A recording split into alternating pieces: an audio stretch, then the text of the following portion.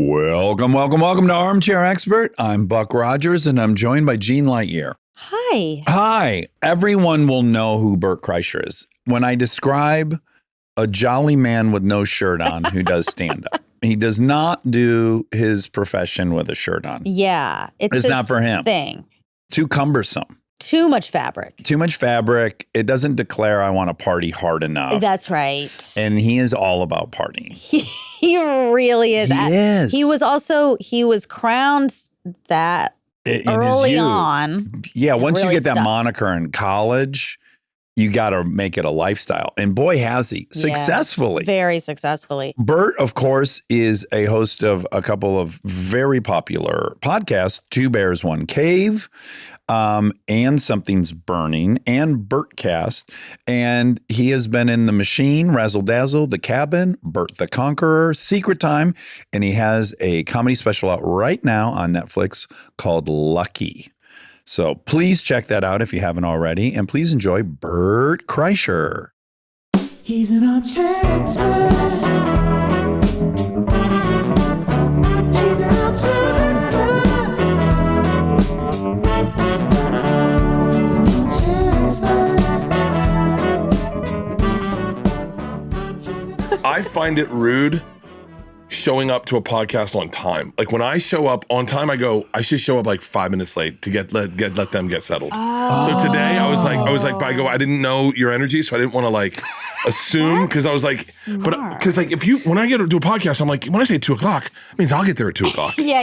It's not like, and so I feel bad when people get there early and they're waiting on me, and then I'm like, I'm so sorry, I decided to walk to work. Yeah, and you have it nearly as bad as or me, which is you're recording a house. In a house. I just said I can't believe I'm at your house. Like it's so intimate. Yeah, right? Yeah. Is it a good or a Yes. bad idea, you think? So it depends on who you have on your podcast. So like I have lunatics on my podcast. Yeah. And so to welcome them in, I mean the night that we decided we no longer do it in our house, it was me, Sam Tripoli, and Eddie Bravo, my daughter Isla, my daughter Georgia, and Eddie Bravo and Isla were learning jujitsu moves. Okay. And we were all high and we're all by the fire pit. Sure. And Isla's like, Mom, I'm learning jujitsu. And my wife, it was really fun. Really fun. Yeah. But my wife's like, all right, just so we were clear, that energy we're not going to welcome that into our house every time we have a guest. It's a little bit aggressive. She's like, I like Eddie, I like Sam, but I don't know if like we're gonna just anytime you have a band that wants to stick around and like we had a band doing coke in our bathroom the other day. Yeah, maybe keep those kids away from that. I try to go like, ladies, do you know who this is? And then they're like, no. Yeah. I was like, shit. I was like, this is Gavin Rossdale. Like this, do you know who Gwen Stefani is? And they're like, yeah. I go, oh God. Like, can you guys hug him or something? It's like, he's a legend. Or like the only one that they ever got mad at me for not introducing them to was Tony Hawk. Oh, Okay. we love Tony. They were like, what? You had Tony Hawk here, Dad? It's hard to know what they're going to know, right? They're what, 19 and 20, your daughters? Slipknot, yeah, 19 to 20. Slipknot was a big home run. Okay. Five Finger Death Punch. Like my daughter Isla's into like that kind of music. Nice. And so how many years ago did you stop recording at home? Because I went to a house, but that's not where you were living. That is our studio. Yeah. Probably 3 years ago. And that's good, right? It's just good great. across It's the board. the best energy in the world. I'm an extrovert, a natural extrovert. So I draw energy from people. Yeah. And so to walk into a creative space like that, Yeah. like I would have really thrived in one of those content houses. Those content houses the Sure. kids did. that? What do you mean, what's that? I don't know what a content house is. I was acting like I did. I I know. thought I could Okay. context clues figure that There's out. no way Dax knows what a content I house don't. is. Back in the day, okay, they get a thing called Sway House. Now, I'm going to sound so Is fucking this old. MTV? No. Oh. Don't be ridiculous. Oh, Bryce my Hall. God. Bryce Hall. Do you know who that is? No. Okay. This is We're like really this failing is bad. this is worse than being caught looking at porn at your kid's school. Like I'm really embarrassed that I'm telling you that I follow No, this. we're the ones that we're ignorant. embarrassed, Yeah, it's never a But- good look. He would get big on TikTok. The Paul brothers did it. They get Okay. big on TikTok and then they'd move their friends in and then all day long they just create content. Oh, okay. I was like 45 when they were doing that, 42, and I looked at it. There was one that lived down the street from me. Yeah. I was so jealous. I had a family, kids, a beautiful wife, dogs, and I drive by there and go, And you're these, rich. These kids are living it. Yeah. They're living it. Like they're in, and they lived in mansions in the hills, and they just like their pool on fire. Hey! Cut the top off of a Oh, Lamborghini neighbors here. would be livid. Yeah. Okay, so you still feel like, oh man, or you feel like, well, I had my time. No. I feel like I got it now in my house. I go there. I'm not lighting pools on fire, but Yeah. like today we had a creative meeting for a sitcom, like first day of production. So we're like, all right, everyone comes in, they move out. We got a movie pitch. They come in, move out. We got 3 podcasts. It was a fervor of activity when I showed up. If I can just, for anyone who didn't listen to that episode of Two Bears, One Cave, I roll up and there's a tour bus in the driveway. I'm Like you have as well. Immediately ingratiated to you. Yeah. I'm like, no one else has this in their driveway in Yep. LA, but this is great. Yeah. And then I go inside and there's people everywhere, and I'm like, God, they have a big business. Like Oh, that's nice. there's a lot That's happening. fun. Well, there's touring, there's TV, there's movies, there's podcasts, and then there's the vodka, there's the 5K. Cooking Okay. show. And that's the beautiful thing about this is like, whatever idea. I mean, I have my own fucking flip flop. Oh God, Oh. let's see Like, this. I mean, I like. And is it merch? Listen, this is going to sound so detached, but once you get a certain level in success, Yeah. you get to kind of just call your own shots. So there's a flip flop that I liked, Yeah. and I liked it, and they stopped making it. Okay. So I started cyberbullying them. Okay. I said everyone online, just hit them up, tell them that this is bullshit, that they're not making my flip flop anymore. Bert cannot live without these. The guys that own the company hit me up, and they're like, hey man, we're not doing great in business. And I was like, well, then let me help. And my first thought was like, I need size 12s. Just give me 1,000 and I'll wear them for the rest of my You life. just want to get paid Are in they flip-flops. reefs? Yeah. They're free waters. They're great Oh, flip flops. okay. Okay. And then I said, well, wait, what's our price point? Like, how many do you need? I don't need any money in the company. Yeah. I just give me a price point where it's financially beneficial for you to make flip flops. He goes, if you could sell like 5,000 flip flops, I'd do it. And I went, great. I said, make 5,000 and whatever my style, the kind I like, put my name on it. I don't care, but I'll sell them to my fans. We sold them in like 15 minutes. Nice. Really? And at that point, I realized, I was like, oh, there's bigger things in this business. Well, you're extremely ADHD, right? Yes. Yeah. Yes. And I was thinking, like, what a perfect time you were born in to come of age where you could be doing 57 different things, and there's no barrier to entry, and it's self-distribution. Well, we started at a time when that wasn't it. We had to get christened. We had to get christened by a gatekeeper, Yeah. which was so frustrating Yeah. to me. I remember getting my first camera. It was a GL2. It was a Sony or Canon GL2. Canon, yeah. And I shot shorts. I just needed to do. Yeah. And I edited them and I gave them to my manager and he goes, what am I supposed to do with these? Right. Yeah. And I thought at that moment, I thought this needs to go away.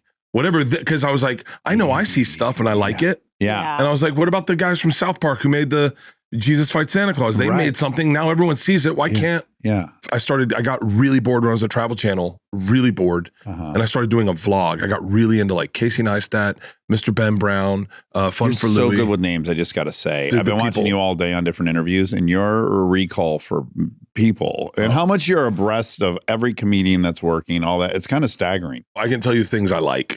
Okay. I Right. love being a fan of shit. There's no Yeah. sexier feeling in the world. I hope someone's getting this right now. This is the coolest feeling you'll ever get in the world. Is when you discover something and you like it and you deep dive and you find so much more shit and you're like, oh, I haven't even started. It is I haven't so even started. You know, I'll fun. tell you this. I'm a big Grateful Dead fan.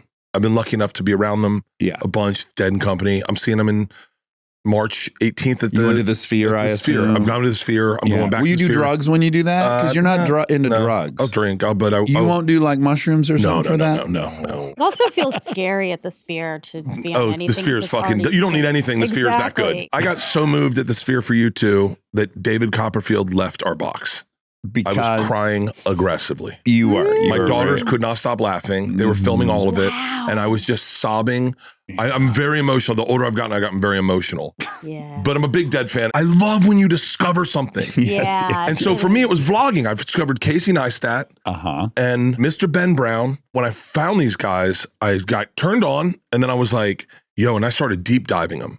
And I was like, this is sexy that they're in control of everything. Yeah, and then I started like little techniques and I started doing my own vlog. Very simple at first, a little more complex. And people followed it and I got made fun of. I mean, trust me, Rogan lit me up a couple times and I was like, Sure. we're going to film us playing pool. And he was like, the fuck are you doing? We just did a podcast. Yeah. But I got really into it. And in doing that, I just learned how to edit videos. Uh-huh. And when I learned how to edit videos, I realized I was now in the driver's seat of my own career because I could put out whatever content I needed out on whatever timeline I needed it to promote whatever show I needed. Yeah. And then, and in doing that, I think I learned to follow my heart, you know? Well, it's a great era for someone with your makeup, like probably ADHD, super crazy passionate right now about the thing. Yeah. My hunch is if you can't knock it out in a small window, it's gone, right?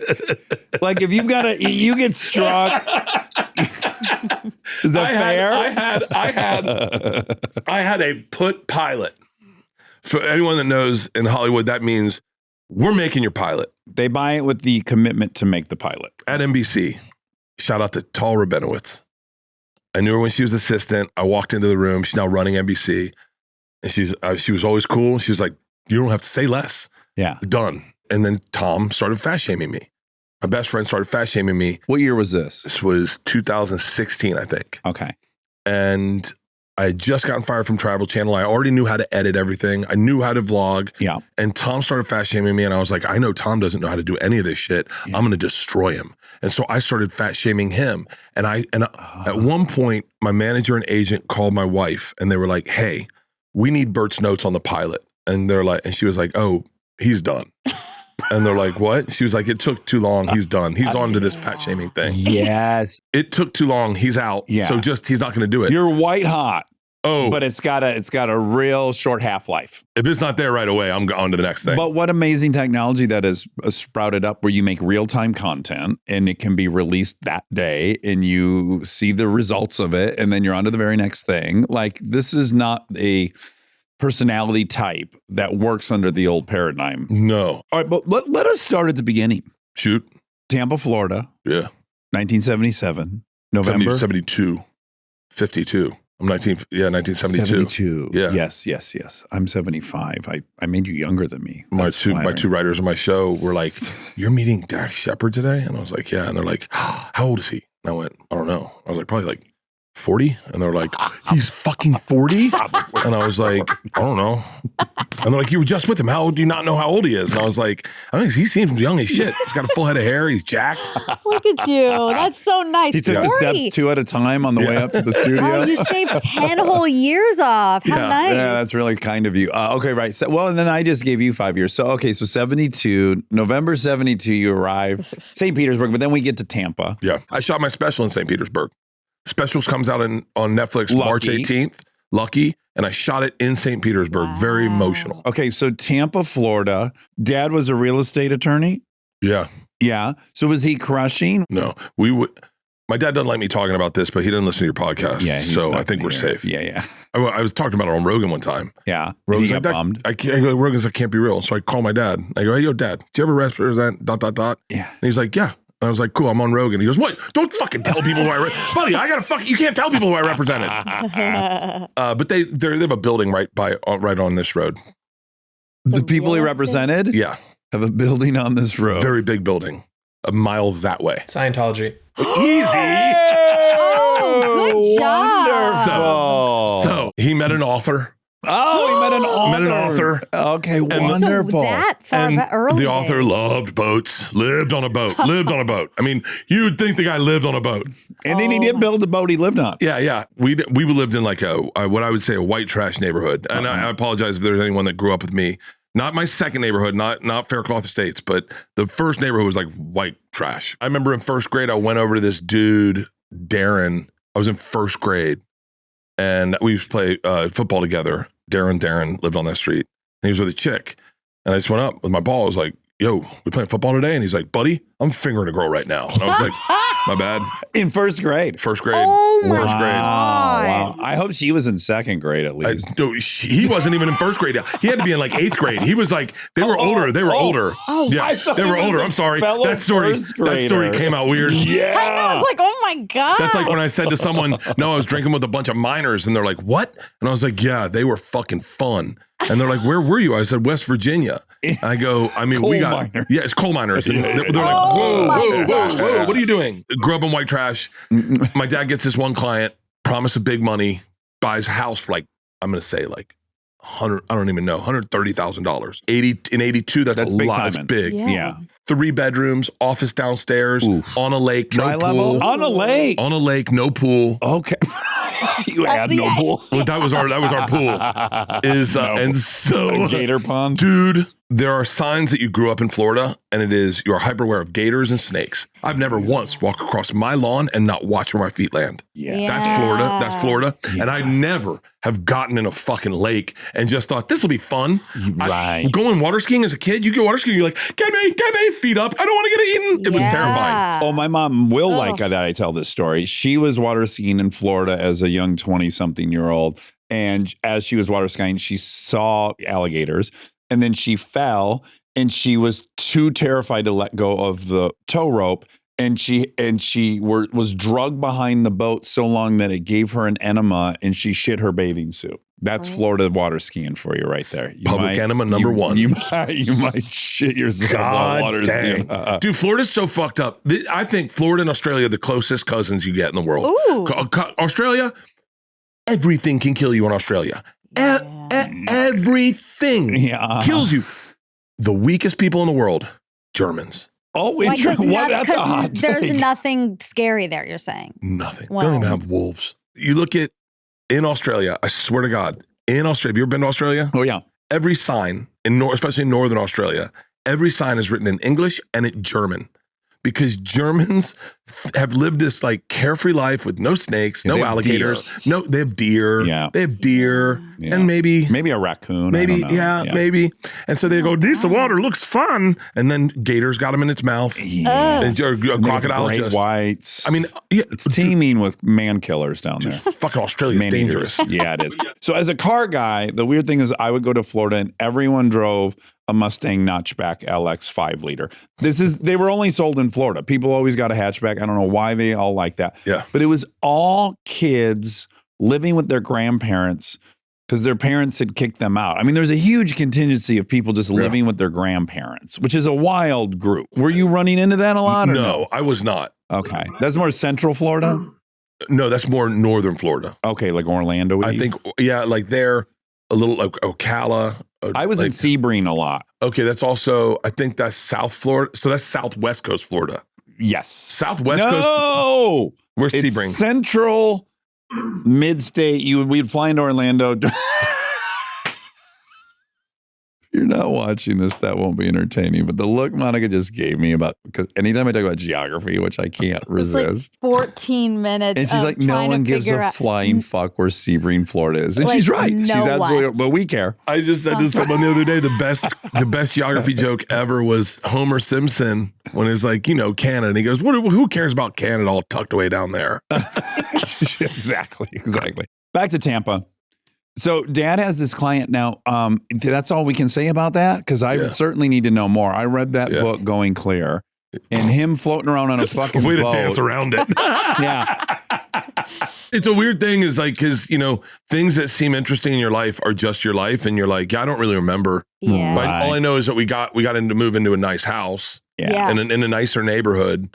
Based on that client? Based on the client. And then the client, off. allegedly just kind of bounced. Okay. And then we had a house with no furniture in it. Oh. Okay. Yeah, no furniture. And it was like, But from the street, you guys look like you're it doing looked like we well. were killing it. It looked like we were killing it. But if you walked in our house, you're like, oh, did you just move in? You're like, no, we've been here a year and a half. Right. Yeah. Did you have a complex around that? No. You were fine with it. It's weird what doesn't bother me. And then it's weird what bothers me. Like the weird, like the off thing will bother me. Yeah, what bothers you? Because you seem to have a very thick skin and you're very self-deprecating, so it's hard to know what would trigger you. I'm extremely sensitive. Like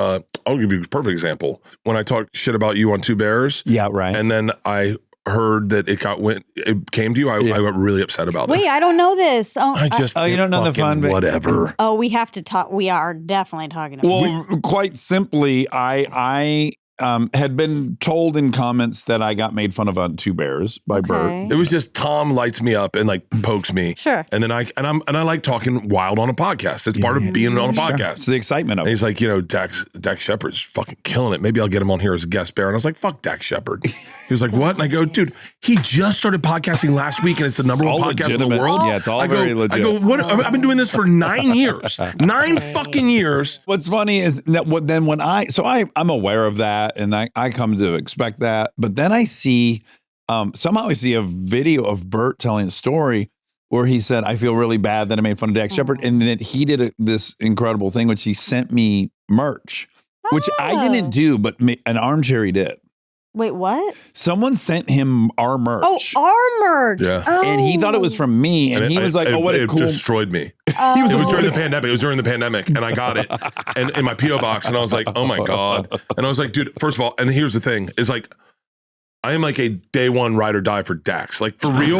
Like when Punk came out, there's first of all, I know I told you this. He looks like my best friend growing up, Ryan Valerius, and so when he came on there, you even looked more like him then.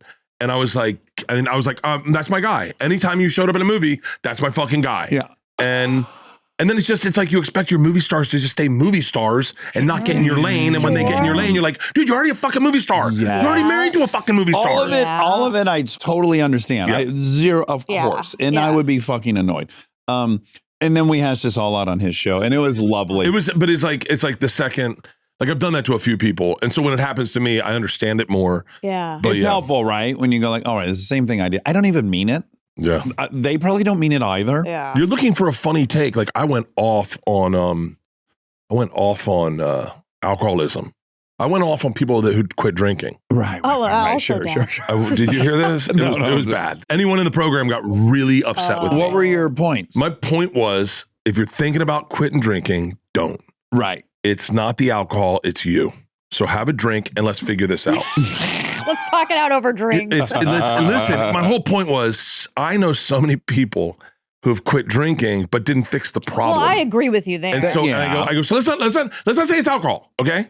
Let's say it's you. And it was just to make Tom laugh. And it was and I got lit up by friends in the program. Listen, I'm so pro drinking. I'm so pro drugs. I'm still all about everyone that can do it should be doing it as much as they can. I'm doing before it they have a tonight. problem. I'm doing it tonight. Same. And I keep saying I got to shoot something tomorrow, and I was like, I don't want to look bloated. And then I was like, I already look bloated. Who gives a shit?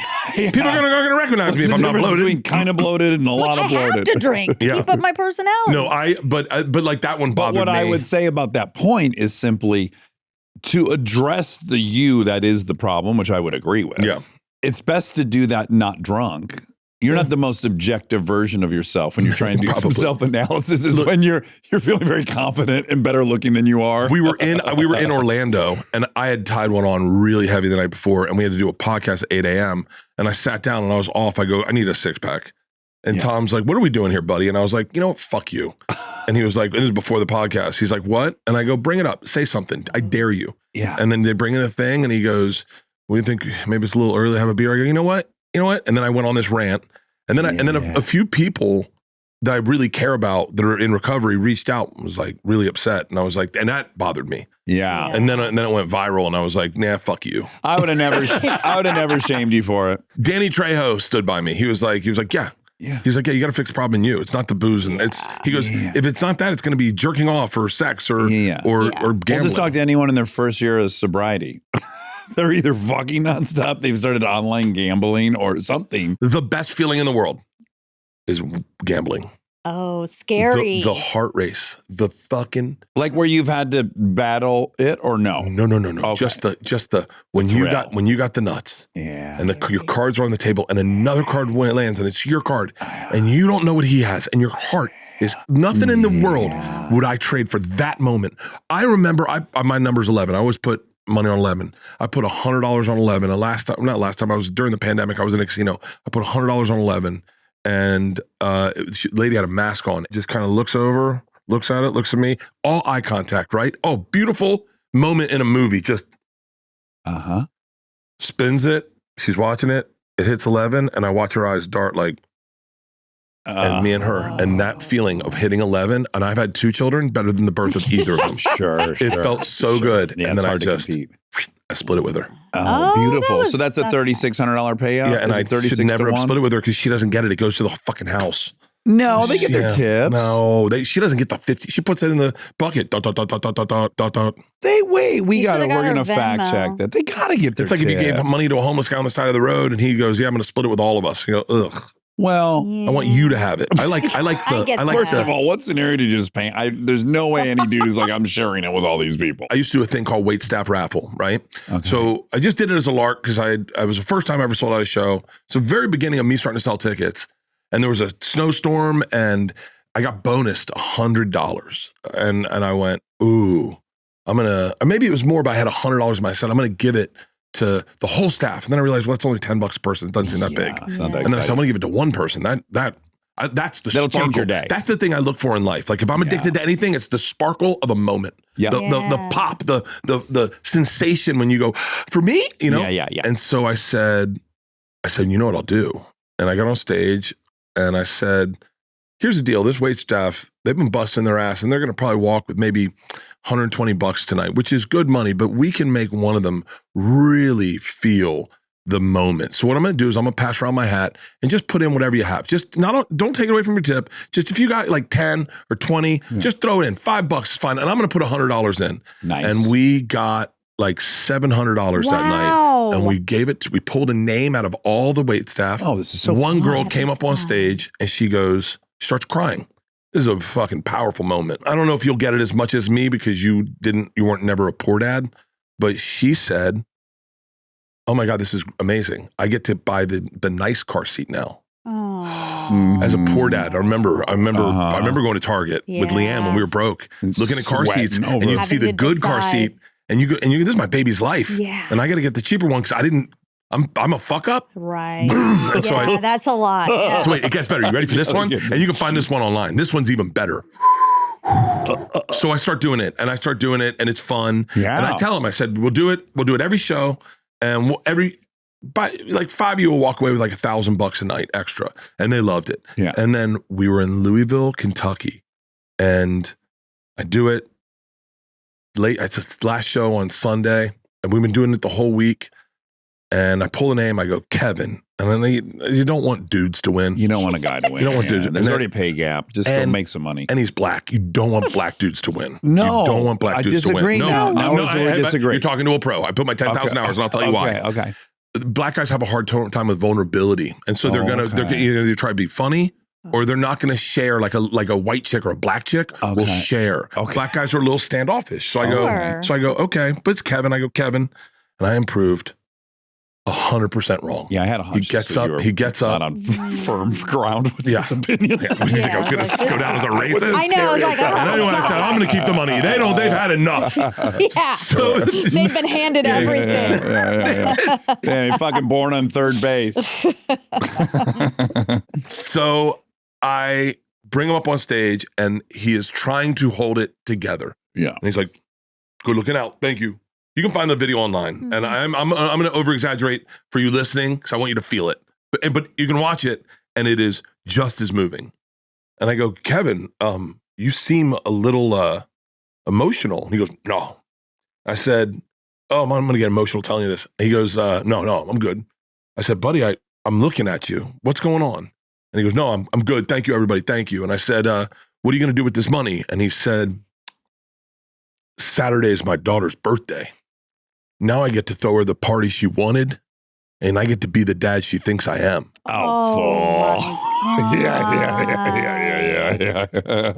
Dude stands up, walks $100. Get that for your daughter. The whole fucking room starts coming up, let's throwing go. money at fucking. Yeah. And I'm like, God, fucking make it rain. It was awesome. Oh. Yeah, we had wild moments doing that, but I love so that's what I cool. love in life, and those. Oh, that, for like sure. that is Yep. Stay tuned for more Armchair Expert, if you dare.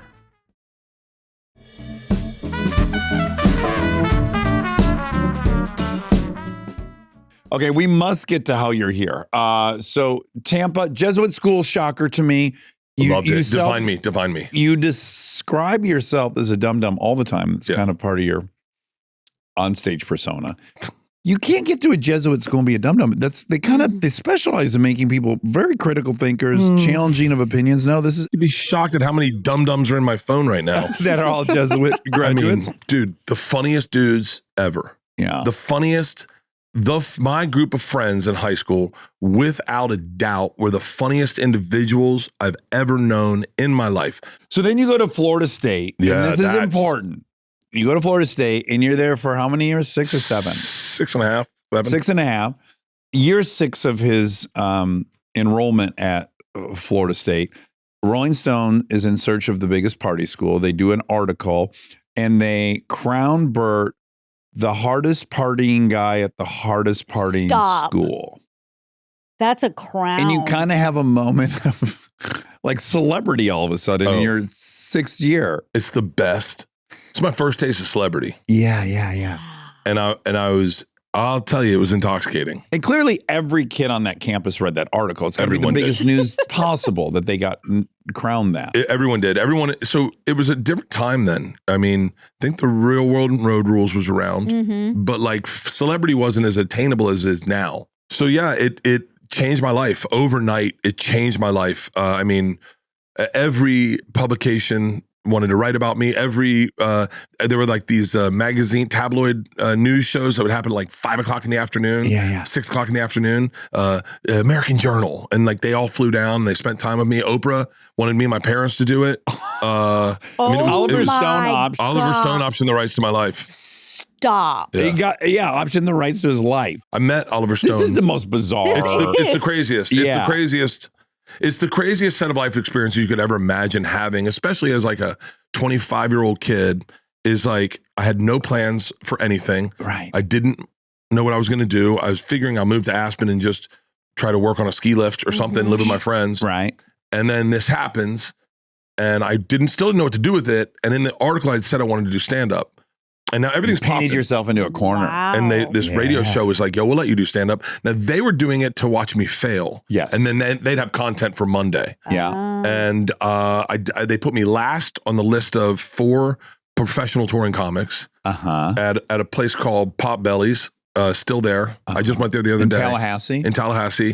And I did 20 minutes. And it was 20 minutes, your first time. 20 minutes. Stream of consciousness. Oh, nothing written. Nothing written. I had nothing written. Was the house packed with your Sold out. now devotees from campus? Like, because you were in a fraternity, you must have been able It was to. all friends. It was all friends. Okay. I mean, it was like, That's listen, helpful. no one would have been there if it wasn't me. Yeah. It was all friends, like fraternity brothers. I was in a group called Scalp Hunters, which were the heads of all the fraternities. So like all the fraternities were there.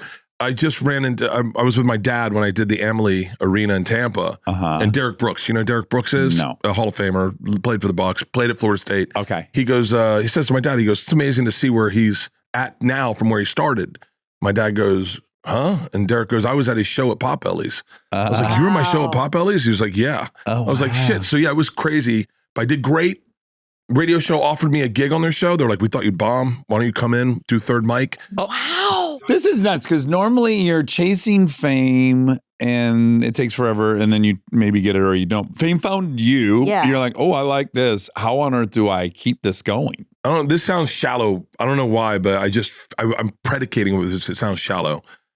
When you're just like an average looking dude, you become funny so people pay attention to you. Right. And then when you're funny, people pay attention to you. But the thing you were looking for is what good looking guys have, where like people are like, what's that guy's name? I was never the guy where if you're with a group of girls, they're like, do you know who we have to set Jennifer up with? And you'd be like, please say name, please say my name, please say my name. And they'd be like, Derek, he is hilarious. I'm like, Derek does fucking impressions of Ace Ventura. He's not fucking funny. Like, I'm fucking fun. And so then when I remember eating at a Blimpies and these hot girls were staring at me, and I remember with my friend. Blimpies. Perfect location It couldn't have for this been story. a better Yeah. location. Pop Bellies is the first fucking stand-up. Blimpies Oh my God, my is mom the... was obsessed with Blimpies. And it was, Blimpies subs are fucking legit. She Blimpies loved subs Blimpies. are legit. But I'm from Georgia. That's why, I mean, Duluth. that's why Blimpies. Exactly. Yeah, my Nice. wife's from Georgia. What part? Bowden. It's like a really small redneck town. Oh, Yeah. Sorry, anyone okay. from Bowden listening. No, shout out. Anyway, fame felt good. Yeah. It felt good. And I got, look, I can just tell Well, you. the gals were staring at you. Did they talk to you? It came over, sat down with us. It filled holes that I didn't know I had, but I knew were there. Dude, we all want to be the gorgeous course. quarterback of the football team. We want to know what it's like to just like, you walk down the hall and people turn and they look at you. If a girl said she wanted to have sex with me, and this happened a couple times, especially in college, my initial thought was, what's wrong with her? Yeah. Because I go, that doesn't happen to me. Yeah. Something's weird about this. I mean, it was the craziest set of life and the access you had to life. I remember ESPN sent 2 young actors down to hang out with me, shoot a commercial, and party. One of those actors was Johnny Knoxville. Oh, come on. And this is like insane stories. You can't, the things that have happened to me in life just shouldn't track. Yeah. And we partied.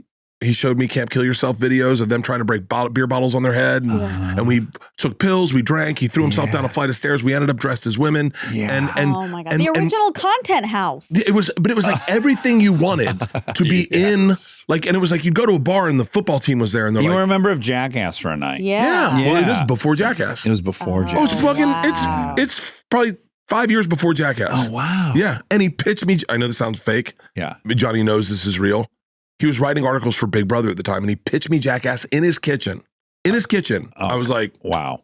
Anyway, but yeah, it filled holes. And so I moved to New York going like, dude, I'm the fame shit's for me. Yes. Yeah. Let's keep this. How do I get more of this? And I got a job at the Boston Comedy Club, working the door to get stage time, and I sucked.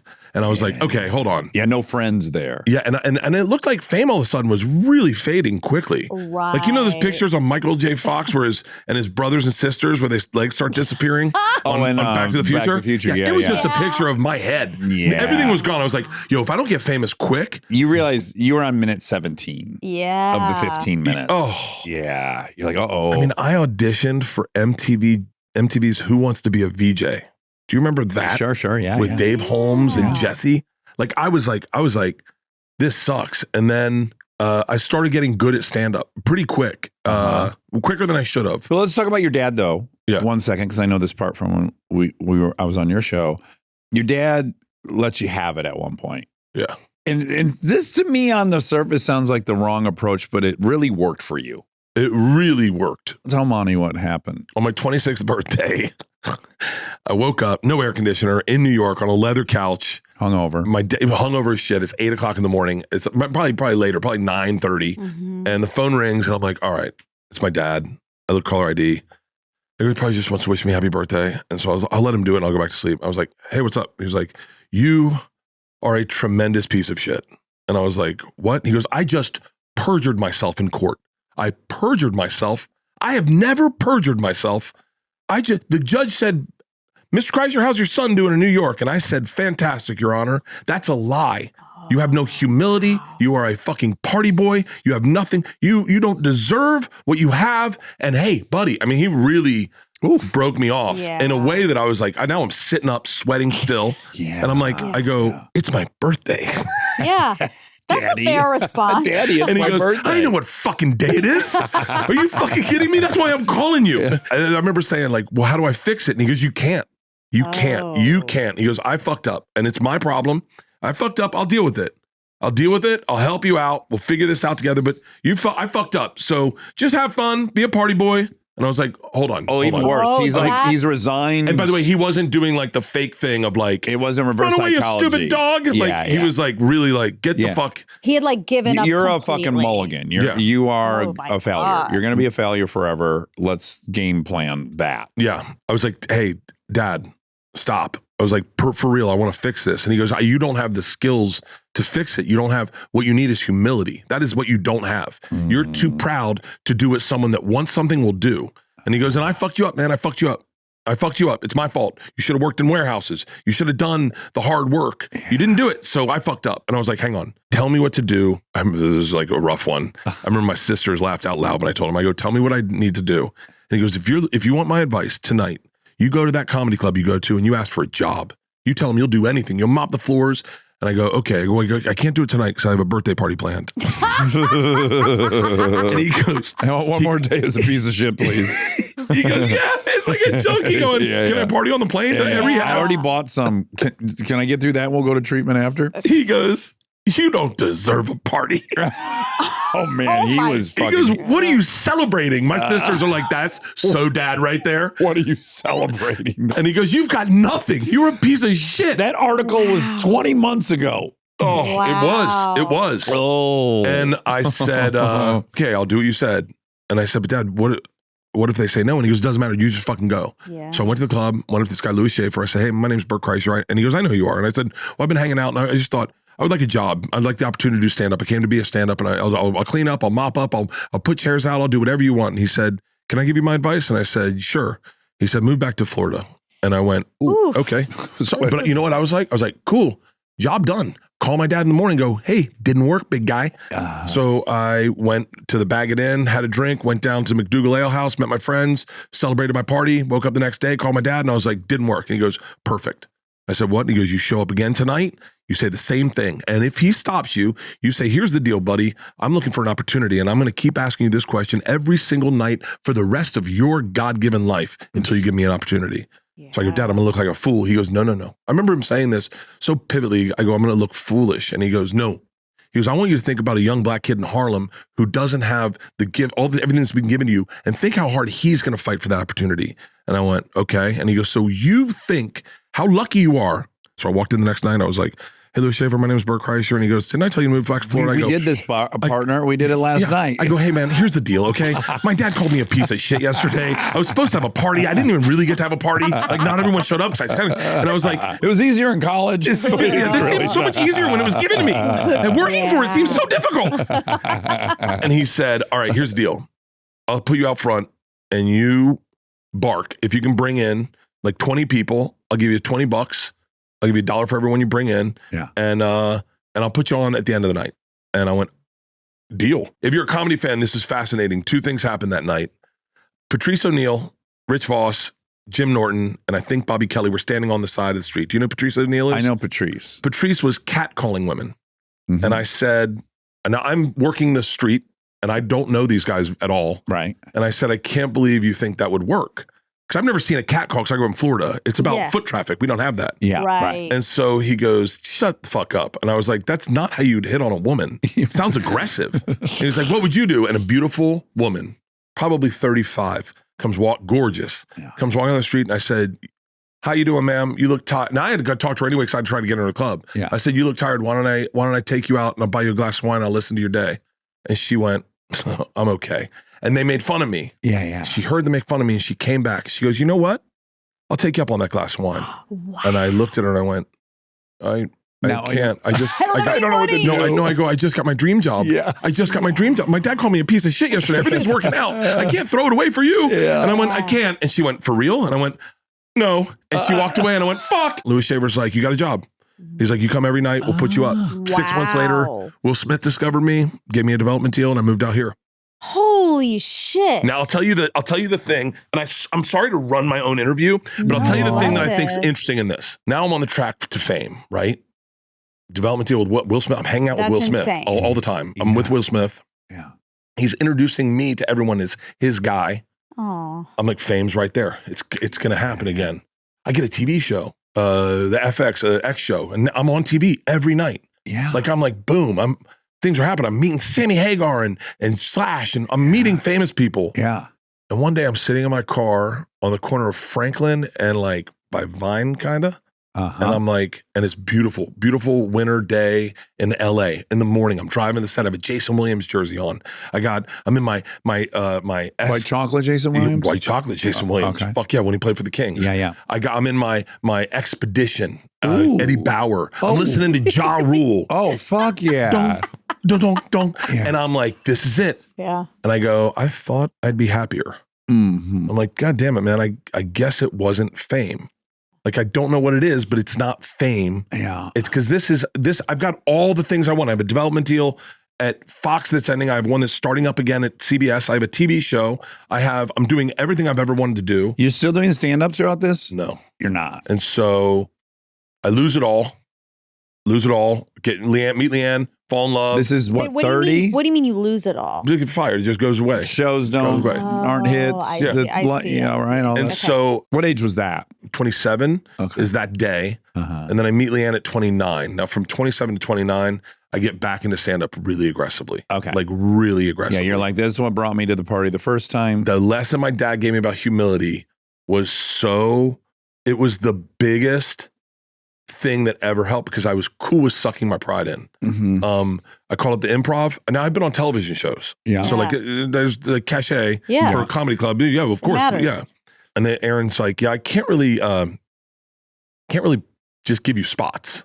Right. But if you want, I'll let you host. Hosting in LA is like is frowned upon. Mhm. Back in the day it was. Meaning that's not what a real comedian does. Meaning the first time I did it, my wife brought her best friend and a few friends, and her best friend said in front of everyone, "Oh, I didn't know you were going to host. Let us know when you do stand up next time." Oh. Yeah, I was like, okay, that's stung. And I started hosting, and it was like, you know what? This is what I got to do. This is what I got to do. Yeah. And I just kind of worked my way back up, and I was like, all right, here we go, hosting, and then I got an opportunity to host in Ontario, which was a bigger opportunity. And then I met a couple guys, and then I started touring and going out on the road, and then everything was going great, but not making any money, making $700 a week. $700 a week, you got to pay managers and agents. Wow. So out of that, and you got to pay for travel and sometimes lodging. Yeah. And if you So drink, it's you gone. gotta, it's gone. It's Yeah. gone. Yeah. But then I married Leanne, and we were broke. We were like real broke, like so broke I didn't know we were broke. Yeah. And one day she sent me the store to get milk, and I got a gallon of milk, and I bought a tall boy of Foster's. I was listening to Spoon. That's the way we'll get by. And I was on my skateboard, and I was skating, and we lived on Detroit Street, and I was the happiest I'd ever been. Like this is fucking it. Broke, no fame, but in the throes of stand-up. So good at stand-up at that time. So good at stand-up. And 2 kids. My wife worked for the buildings. We had a great apartment. And I had a tall boy of Foster's, and I was like, Leanne might be pissed that I bought beer with whatever money she sent me to the store with. Yeah. And Leanne happened to be watching me skate home. And when I got upstairs, I was like, hey, and I had the tall boy, and she was like, don't ever lose whoever just walked in that door. Oh. And I was like, yeah, that's what you want.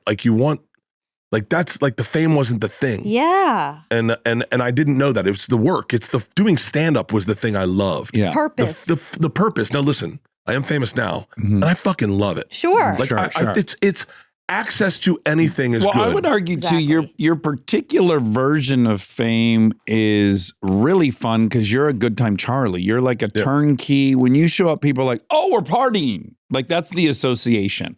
Yeah. So generally when people see you, they're fucking pumped to have a good time. I love to have a good time. When does this stand-up take off where you're headlining and you're starting to make good money?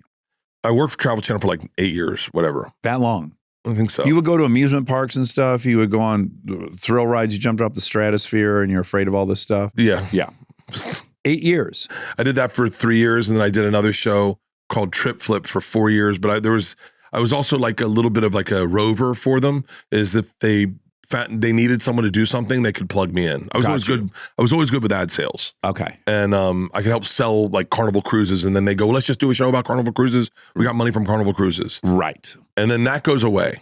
I got fired from that. For a specific reason or just it ran its course? No, it just ran its course. It was like I would sign deals, and then Leanne always says, don't say fired, but that's what it feels like. Like when They go, just didn't renew your deal. the lady called me and she was like, hey, I think we're done working with you. We're not going to renew your deal. She had never worked with me. She was a new president. She was like, so good luck. And it was really cold. And I was like, man, if I could take back one conversation in the world, it would be that one. So I was like, okay, but I don't want to work with anyone. Like, I was just so needy, and I had course. kids Yeah. and Scared. kids. And I had my Showtime special was coming out. This is 2016. The Machine. Yeah. That's the game changer, right? Not yet.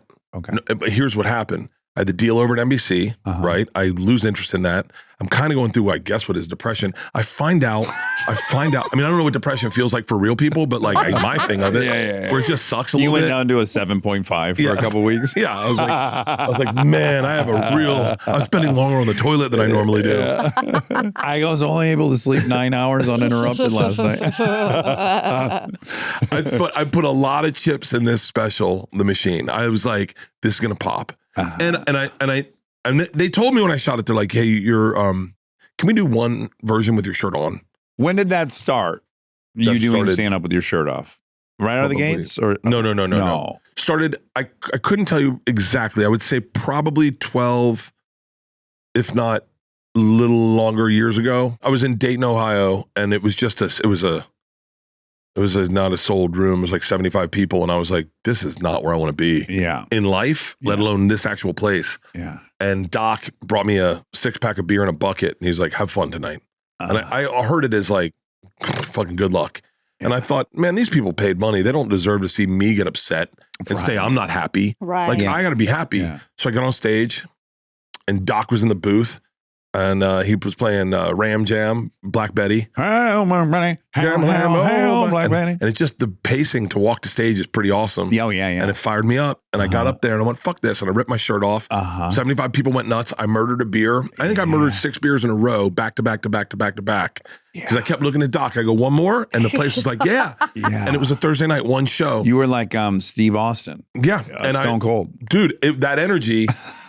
And it started that night, and then I've been doing it. I've been doing it ever since. It's so weird how you can stumble into these things that are like such signature. Oh, but I do the Showtime special shirtless, right? And they were a little nervous about that. They were like, This is back when changing a channel was a thing. Like you change, for anyone listening, there was a hand thing you'd hold in your hand, and there was a plus and a minus sign, and you would decide to go up a channel or down a channel if you didn't like what you saw. And mostly you spent the entire 2 hours flicking. You never even watched a whole thing.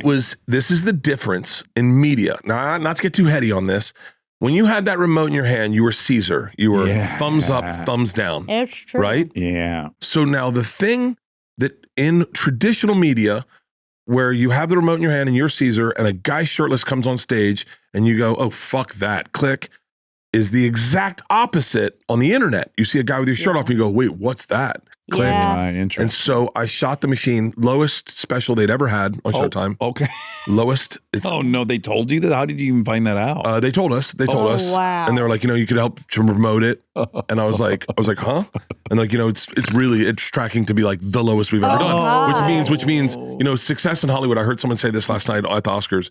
Success in Hollywood means I get to work again. Yeah. I get to keep working. Exactly. That's right. But this meant I might not keep working. Yeah. Last special you'll ever have. And now I look at my tour dates and I have no tickets sold. And I'm like, holy shit. And they're like, you got to fix this somehow. And I was like, oh my God. Now at the time I was supposed to do a tour with Tommy. It was Funny or Die. And I was supposed to do 4 weekends. And it was good. Sebastian, Tommy, Fluffy, Dane, I think was on, Eliza. It was going to be fun. Yeah. And I was getting paid $2,000 a weekend, which is bad money. Yeah. And then I told Tom, 3 extra 700 from before. Yeah. And then they pulled my weekends. And I told Tom, and I was like, it's so crazy, man. They pulled my weekends. And he was like, holy shit, man, that's a lot of money. And I went, well, it's only like $2,000. He goes, $2,000 a show? I said, no, $2,000 for the weekend. And he goes, no, I think you got that wrong. I went, what? He was like, wait, what are you getting paid? Oh no. And we're boys, right? Yeah. And I was like, I don't know if I want to tell you. Yeah. And I was like, why? And he goes, I'm afraid it'll fuck up our friendship. Oh. Yeah, sure. So I'm sitting there in my man cave. I'm like, all right, hold on. Give me a second. I go, can I be happy for this man's success? Right. That's a great question. And what's the price point where I can be happy? And where's the price point where I'm going to be like, okay, fuck that guy. Yeah. So in my head, I go, if he's getting $20,000 for the weekend, I'm happy for him.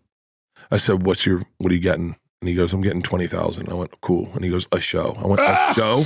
A show? A fucking show? I go, you're making 80 grand on these weekends? And he was like, what? I told you I didn't want to tell you. But I was like, I already decided we're friends. So I'm like, okay, I'm cool. Wow. But then in that time, we're fat shaming. We're doing a little podcast called Rogan, which at the time is not what it is today. Yeah. But meaning you were appearing on it. Yeah. And Rogan loves that we're fat shaming. Yeah. So Tom and I go on, we talk about the fat shaming. He goes, why don't we do weigh-ins at the end of the year? January 1st, 2nd, and 3rd, we'll do 3 sets of weigh-ins. That's 3 episodes of Rogan, back to back to back, where people are tuning in because we've talked about it. Yes. And he's like, we'll do weigh-ins. You guys do the weight loss challenge. See who loses the most weight in December. Yeah. So I'm like, okay, my special bombed. So I'm trying to figure out how to like rebound. I go, you know what? What if I know how to edit. I go, I get the raw file of my special and I edit out 4 clips to post on Facebook, Twitter, whatever. Yeah. I've learned it all. I've learned how to make graphics. I write my own graphics, put it on. I'm really good at this now. And at the end of the weight loss challenge, I post the machine story December 27th. Me and Tom go in to do weight loss challenges on the 1st and 2nd. And during that week, the machine story goes viral, like real viral. Like I'd never experienced anything like it. And that first week I did the wait staff challenge in Jersey at the Stress Factory, where I wait staff raffle. That was the first club I sold out. And it was because, and I said to them on like Saturday night, I go, why are you guys here? And someone goes, the fucking machine. And I go, I retired that. And he goes, the fuck you did? Tell it. That's the only reason we're here. And so I told the machine. And then at that moment, 2017, January, that first weekend, January 8th, 9th, and 10th, I sold out every show I've ever done. God, that's only 8 years ago. I know. Well, I got it late in life, which is the best thing that can happen. Great. Yeah. Because you're so rich now. Oh, you're so rich. You can Google it. Yeah. Okay, I'm gonna. Okay, so really quick, I want to know. So you've since done, I guess, 5 stand-up specials. You've done. This will be your 4th on Netflix. Yeah. You had the Showtime one. You had a couple on Comedy Central.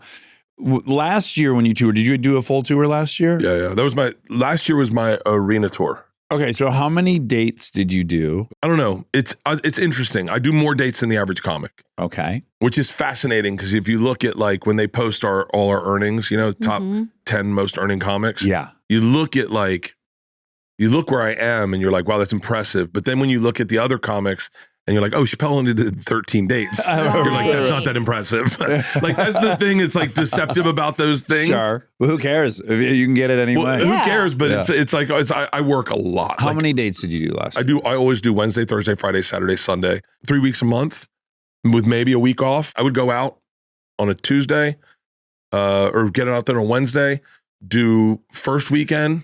So do you fly to meet your tour bus? I fly to meet my tour bus. Okay. And then Monday I'd fly to go see Tommy in Austin.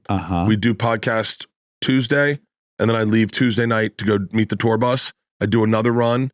I'd then fly out to do more podcasts or fly back to do podcast and then go back out and meet my tour bus. Oh my God, this Jeez, schedule. this is a lot. But you know what? Here's the deal. And I don't know if this makes sense, but like when you don't have anything, and not say I didn't have anything, but when you wanted the success, you wanted the fans, you wanted the opportunity to do stand up all over the country and have people show up. Yeah. When it shows up, you're like, I am not letting go of this. I look at like NFL players and they have all their great years when they're 22, 23, 24. It's heartbreaking. I'm so lucky to have them at 49, 50, 51, 52. Yeah. Where you're like doing a movie and then you're getting all these opportunities. You just don't want to say no. You're like, yeah, fuck yeah, man, let's get after it. And you don't feel overwhelmed by all those commitments. Oh, I'm going to overshare.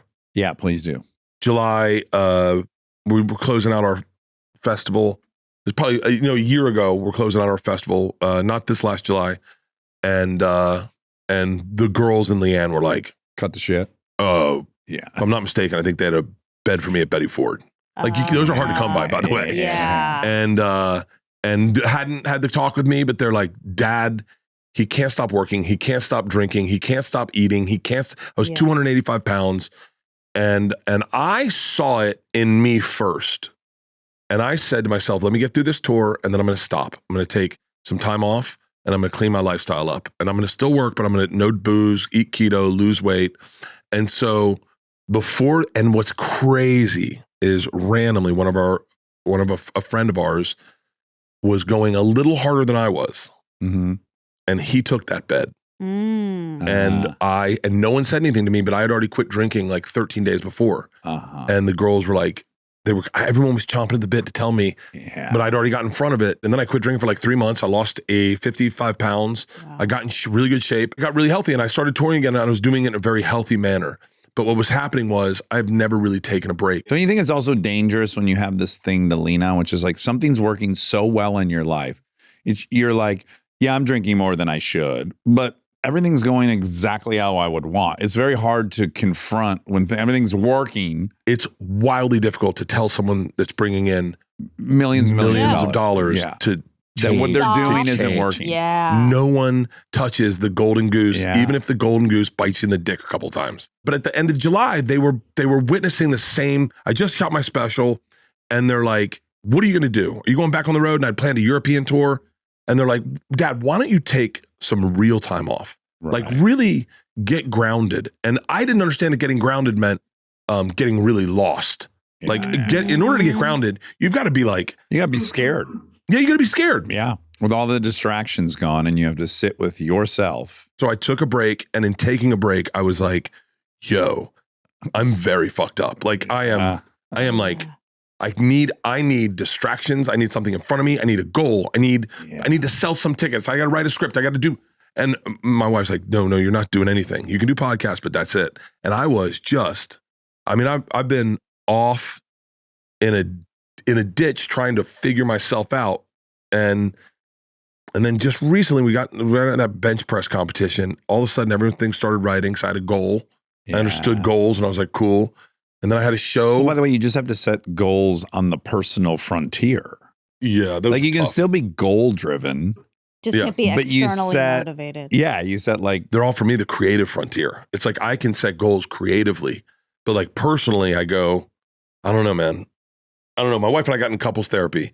That helped immensely. yeah. And we're not having a problem. Yeah. We did it because I'm home for the first time. Yeah. My girls are gone. It's me and her.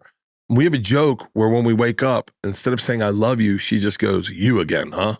Uh-huh. And so couples therapy started like really opening my eyes to some shit Yeah. about me. I mean, I think she got me into couples therapy just to get me into therapy. Yeah, probably. Yeah. I think that's I know pretty a few common. women who've done that. He's not going to go solo, so I guess I'll have to fucking sit through his session. Oh, dude, I Yeah. smoked her on the first one. Fucking It's killed it. intense. No, I smoked her. Oh. She lost so bad because I look at it win or lose. Yeah, Like, of course. I'm not like everything's competition. Yeah. By the way, if she cries in couples therapy, that's like fucking. That's it's a like, cheat. It's a cheat. It's a It's a cheat. fucking It's a cheat. cheat. No. It's an It's absolute like cheat. pretending to Yeah. call fair catch and then catching it and run. I go, Yeah. yo, if you cry, Yeah. you're dead. We're God over. damn it. It's No, over. that's Yeah. your fault for not being able to sit through her crying. I said, I go, well, this is kind of an unfair therapy because she's crying. She goes, unfair. Yeah. I was like, yeah. That's what- my feeling. Oh, you want me to cry? Because I can easily whip up Sure. some tears. Show me a commercial. Yeah, let me tell for you a about soft a drink. Grateful Dead song. Yeah. And so, but on the first therapy, we were in there, and the lady said, she goes, Leanne just really loves therapy. She's talking, and I'm just trying to feel it out. And I went to say something, and Leanne cut me off, and the lady goes, do you ever let him talk? And I was like, take the win. I'm got the win. I was like, I'm just going to sit back in the cut. And I go like, seldomly. And you've been with me for what, an hour? And have I let you say a fucking word? That's who, and So you were playing a game. she smoked me a couple times. Okay, good. Yeah, and I know this next week, I'm definitely going to fucking lose. Okay. Okay. Like I'm going in, just taking a knee Okay. and be like, all right. Because she's got some real things to report. What'd you do? It was a good one. You know what? I can't even talk about it because I gotta let it happen first and then run it by Leanne.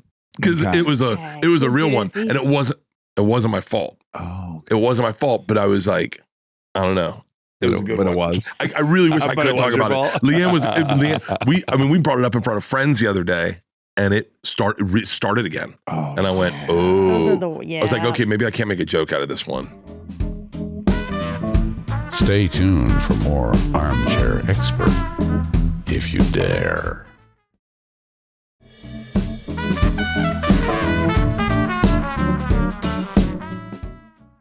Like I make a joke out of everything, but like my daughter got her period. I talked about it on stage. Yeah. What is the vibe at home? Because you're telling almost all your stories involve your wife and your girls. Yeah. And you do an impression of your wife. It varies wildly throughout the show, and you acknowledge it. Yeah. Yeah. How comfortable are they? What's that dynamic like? It's interesting, you know, like when I started doing stand-up and using social media, it wasn't a thing yet. Uh-huh. Like there was no chance of your family seeing, no one was doing specials, you're just on the road talking shit about your family. That's right. And the harder it went, the funnier it went. Yep. And I remember telling the first joke I told that like I was like caught traction. George and Isla they were laughing one morning early in the morning. I said, what are you guys doing? They're like, you got to see Baby Isla's new trick. I go, what is it? She's like, it's not that funny if I tell you, you got to see it. I said, okay. So Isla is like probably 3 at the time, takes her finger, shoves it up her ass, and puts it in the dog's mouth. Oh my! And I'm like, Yeah, wow, they figured that out. And it's a great, it turned into a good bit. And I told it. And then, by the way, I go to do a special. They're only like 5 and 7. Tell it again. They're not going to hear it. Yes. And then do another one. And then they're 7 and 10. And then they're 10 and 13. And then the first time it bit me in the ass was the period party.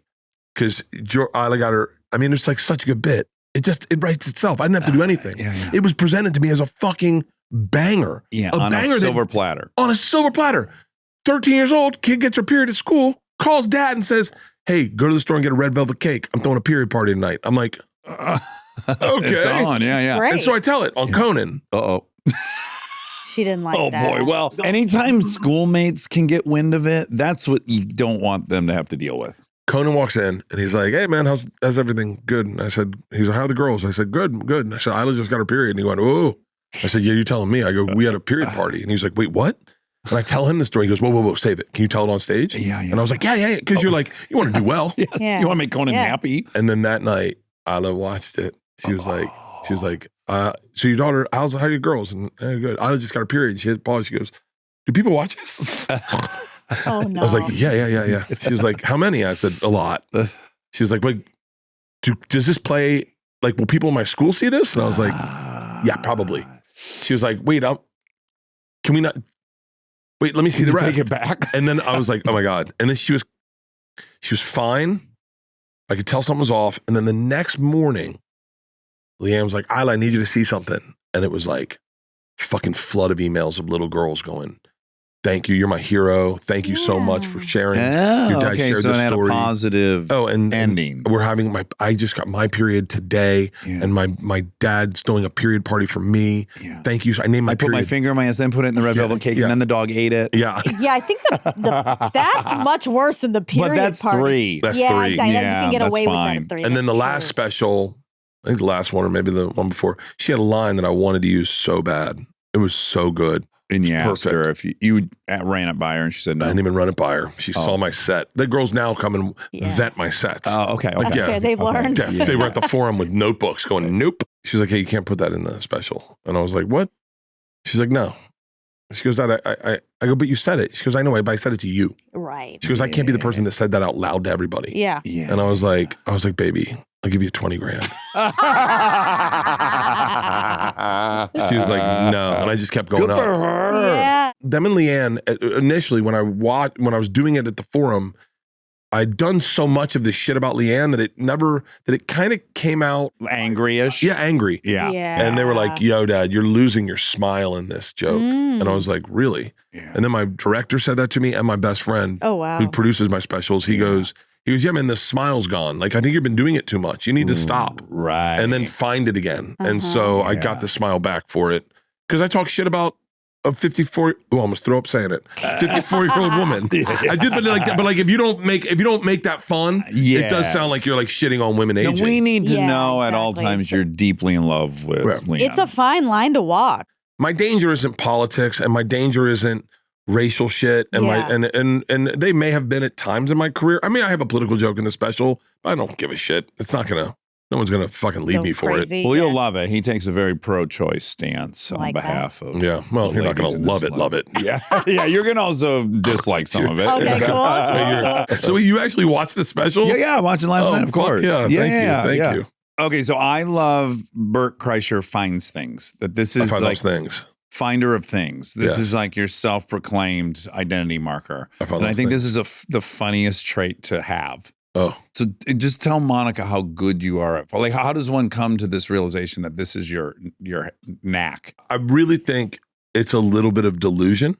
Okay. When I was 14 years old, we were in Anna Maria Island. I was with the Lazara family. We were in chest high water, and Benny Lazara said, "Oh shit, I just lost my ring." And I went, "Really?" And I had this feeling that God whispered in my ear, "You'll find it." And I swear to God, I went over to where he was. I put my foot down, and I stood on his ring. Wow. And you're a hero. And I went underwater, and I grabbed it and I came up, and this is my thing. I love the sparkle. I said, Yep. Uncle Benny, what are you going to say to me if I say I have your ring in my hand right now? He said, I'll tell you right now, if you are holding my ring in your hand, you are my favorite child in this water, and I love you more than my sons. Great. I went, boom. And he went, how the fuck did you do that? And I go, I don't know. And my whole life, I've been able to do that my fucking whole life. Wow. My whole life. If you flew something, I have a weird confidence where I just go, I'll find it. I'll find it. And by the way, also, let me see, I'll put in the work to find it. Like some people go, oh, let's look. And then they don't really look. And I go, you're not really committed to this finding. Yes. Oh my God. Well, and you have to, because it's now an identity marker. Yes. If you don't find it, you don't know who you are now. I'm going to tell you, this is a wild one. Yeah. 15 years ago, back when SeaWorld was acceptable to people. Right. We went to SeaWorld San Diego. When you could go guilt-free. Yeah, you were like, that was cool. Shamu rocks. He looked happy. Since we don't have Shamu, have you noticed the orcas are acting up a little bit? You think they want think they Shamu miss back it? in? No, I think they're like, I think they might have found out what we did, and they're like, oh, it got to them. and they're not afraid of us anymore. Interesting. There's a lot of theories out there, but Yeah. we have not considered that that Shamu went and told everyone. It's like you remember your friend who's like lights a cigarette in his bedroom. You're like, what are you doing? She's like, that bitch won't do shit to me anymore. She's like, I'm 15. What's she gonna say? Fuck you, little lady. And that's the orcas. Yeah. They're like spoiled rotten rich Yeah, kids. they're like, wait, we're bigger and smarter than these people. Yeah. They're fucking with a lot of anyway. Yeah. So we go to SeaWorld and we're walking through the parking lot and I find a diamond ring with an engravement in it. Oh, And I wow. find it. Yeah. And I go, wow, that's crazy. So I'm gonna give this back to the person that I'm going to find the person that this is. and Leanne said, honey, I call SeaWorld. And I go, lost and found. They go, yeah, no one reported a ring. Just drop it off. I go, no, because I don't trust you guys. Yeah. Ah. I'm gonna I already see what you're doing. Yeah. Shamu. Yeah. You're not a house of ethics here. So I go home. By the way, Twitter's not even around yet. Uh-huh. So I then post a clip, probably a little even later than that, like probably a year later. I post a clip. I hold on to this ring. Wow. I hold on to this ring. Yeah. I post a clip. I'm like, hey, I found a ring at SeaWorld. It's got an engravement. It's rubies and a diamond. It's a really nice ring and it's expensive. Yeah. And I go, if you lost this ring, find me. My daughter comes in. She's young. She's dressed as a kitty cat. It's a cute video. Yeah. Nothing. I mean, radio silence. At one point, Leanne, we're really low on money. And Leanne goes, if we sell this ring, it could get us out of the hole. And I said, that's not our ring to sell. That's someone's ring that I'm holding until I give it to them. This is like a George Wow. Costanza type Oh, it's storyline. Yeah. right? delusional. Yeah, It's yeah, delusional. Yeah, it's very endearing. I go on podcasts. I talk about the ring. I talk about the fucking ring everywhere. Sure. I have this ring. I think I'm pretending to hold it in my hand right now. 2020. My wife Okay. calls So 7 years later. 7 years later, probably 7, if not more. 7 years later, my wife calls and says, someone reached out about the ring. Oh my God. I said, for real? She goes, yeah. She says it's her mother's ring. And I said, really? And she says, she knows the inscription and she lives in San Diego and she would like to come to your show. I have a show there. Yeah. She'd like to come to your show. And if she gives you the right inscription, then it's obviously her ring. This woman comes up with her husband. She's emotional. And she goes, I think you have my mother's ring. I said, can you describe it? She said, yeah. She describes it. And I'd shown her on, but okay, what's the inscription?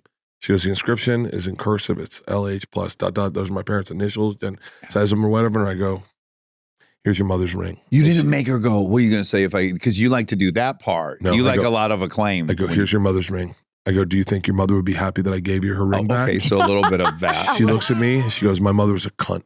Oh my God. She goes, Wow. I Left swear to turn. God, she died and she gave me this one ring. And I hated my mother. I hated my mother. And I was at SeaWorld and it fell out of my purse. And I said, she did that to me. She fucking lost this ring because she hated me and she wanted to prove me a lesson. And I go, really? I go, what are you going to do with the ring now? And she goes, I'm going to fucking sell it. And I went, Wow. I should have sold the goddamn ring. It could have helped us with kids could have gone to private school. Yes. Oh, Wow, what a boy. turn. That is a turn. Yeah, That's- but almost if she said, like, I threw that away in a parking lot so I'd never hear about it or see it again. I didn't want to be reminded of her. Yes. You keep talking Oh. about it. I have always found shit. Do you know what I'm doing to promote this special? And my wife thinks I'm a lunatic. I also, whenever I see pennies all the time. I always pick up pennies. Look, You're like, this is the 8-year-old Yeah, it's cute. side of you. Yeah. buddy, if you can get me into a game, you have Bert you're lost in. for the day. Yeah. If you can get me to play a game throughout the day, I'm set. So I got $100 worth of pennies. That's a lot of fucking pennies. Oh my God. It's too and I'm many throwing them all over the 10,000 city. pennies. I'm throwing them all over the city. Just yeah, I put them in front of people's cars. So when they go to their car, they're like, "Hey, good luck." Yeah, I don't know if it works or not, but maybe. Okay. That's a nice gesture. I like If you that. can gamify life, Yeah. if you gamify something, Yeah. oh, come on. At this point, what generates more income for you? Doing stand-up or the podcasts? Stand up. Stand-up. Oh, yeah. Yeah. Yeah, stand up. I go back on tour. I haven't announced it, but I'll say it. I have a new tour called Permission to Party.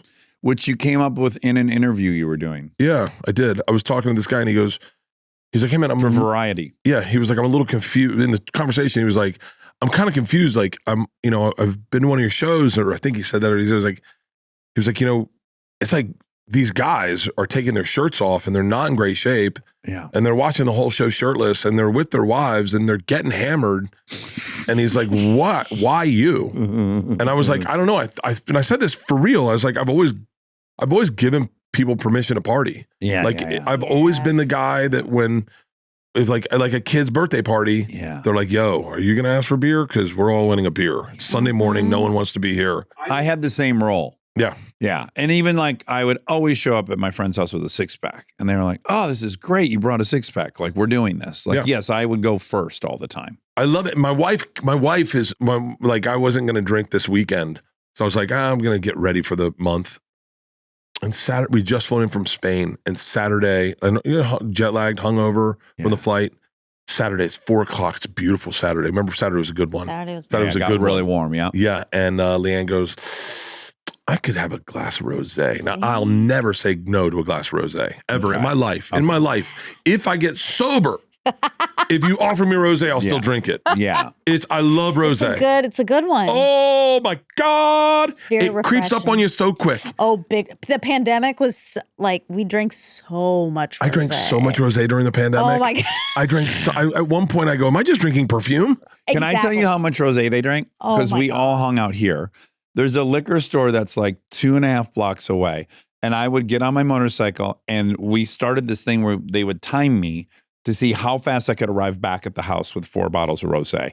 And the final Hold on. Am I finding my people? The Yeah, final I mean- one was sub 2 minutes. It was like a minute and 45 seconds. I was back. And then I got back. I was like, I got to call it at that. I ran the red light. I was going 95 miles an hour on Franklin. I left the gate open so I could blow in. That's how bad we needed it. We sent an alcoholic to go pick up our wine. On a motorcycle. Yeah. Oh my God. Can I tell you what I just discovered this year? Yeah. Over this year, probably last 2 years. Yeah. Campari Spritz. Okay. I don't know if I like Campari. I'm Okay. going to have to try it. Campari tastes a little earthier. Okay. So when I was a kid, there was a commercial, Campari on ice, oh so nice. Mhm. And I remember going, ooh, I want to get into Campari as a kid. What is You had Campari? big dreams. Is that a Campari- brand or a type of alcohol? It's an aperitif, I think. Yeah. Mm. And it's basically a liqueur, but it's got a very earthy taste to it. 2 parts Prosecco, 2 parts Campari, splash of soda water. Wow. I'm gonna have You should one make tonight. that I'm gonna tonight. give it. I'm going to Sunset Tower tonight, and so maybe. Okay. Can we start a game? Sure. Okay. Because once again, if you gamify life, this would be Yeah. so fun. Okay. So what if we got to do a 3-way text because I can't text. Great. That's what's creepy if I'm like What are you, fucking the old vice president? Mike What's his Pence. name? Joe Pence? Pence. Oh, Mike yeah, Pence can't be in a room with a woman other than his wife unless someone else is present. You know that about yeah. him. Hold on. I was just to be very clear. Yeah. You are. I never. But we should do a group text. Group text. We'll do a group text This is where back we to the text game. each other what to drink. But that's maybe we're emotional cheating in that. I know. Then I'm like, Yeah. I want to be where she is. Yeah, you'd be like, oh, I'd kill What's for that. she They don't have that at drinking? my bar. Yeah. Wait, it's a what bar are you at? celebrity- Yes. I had a female comic, a very attractive female comic. She goes, I really like you. And I was like, thanks. She's like, I feel like, we connect. And I go, we kind of do. I was like, it is like she was like, would you be my drinking buddy? Oh. And I was like, what? And she goes like, sometimes I want to go get a drink, but I don't want to get hit on.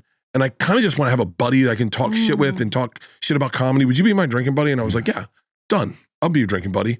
She's like, cool. So one night, I'm at home with Leanne. It's like 8 o'clock at night, and I get a call from her. I go, hey, what's up? She goes, hey, I'm going out. You want to come meet me up? I was like, yeah, done. And I hit it. And then I go, hey, I gotta go. She's like, what's going on? I was like, what's your name? She said, Gotta run. We're gonna go out. And Leanne's like, I go on a date? And I go, no, just me and her. It's like, we're gonna go drink.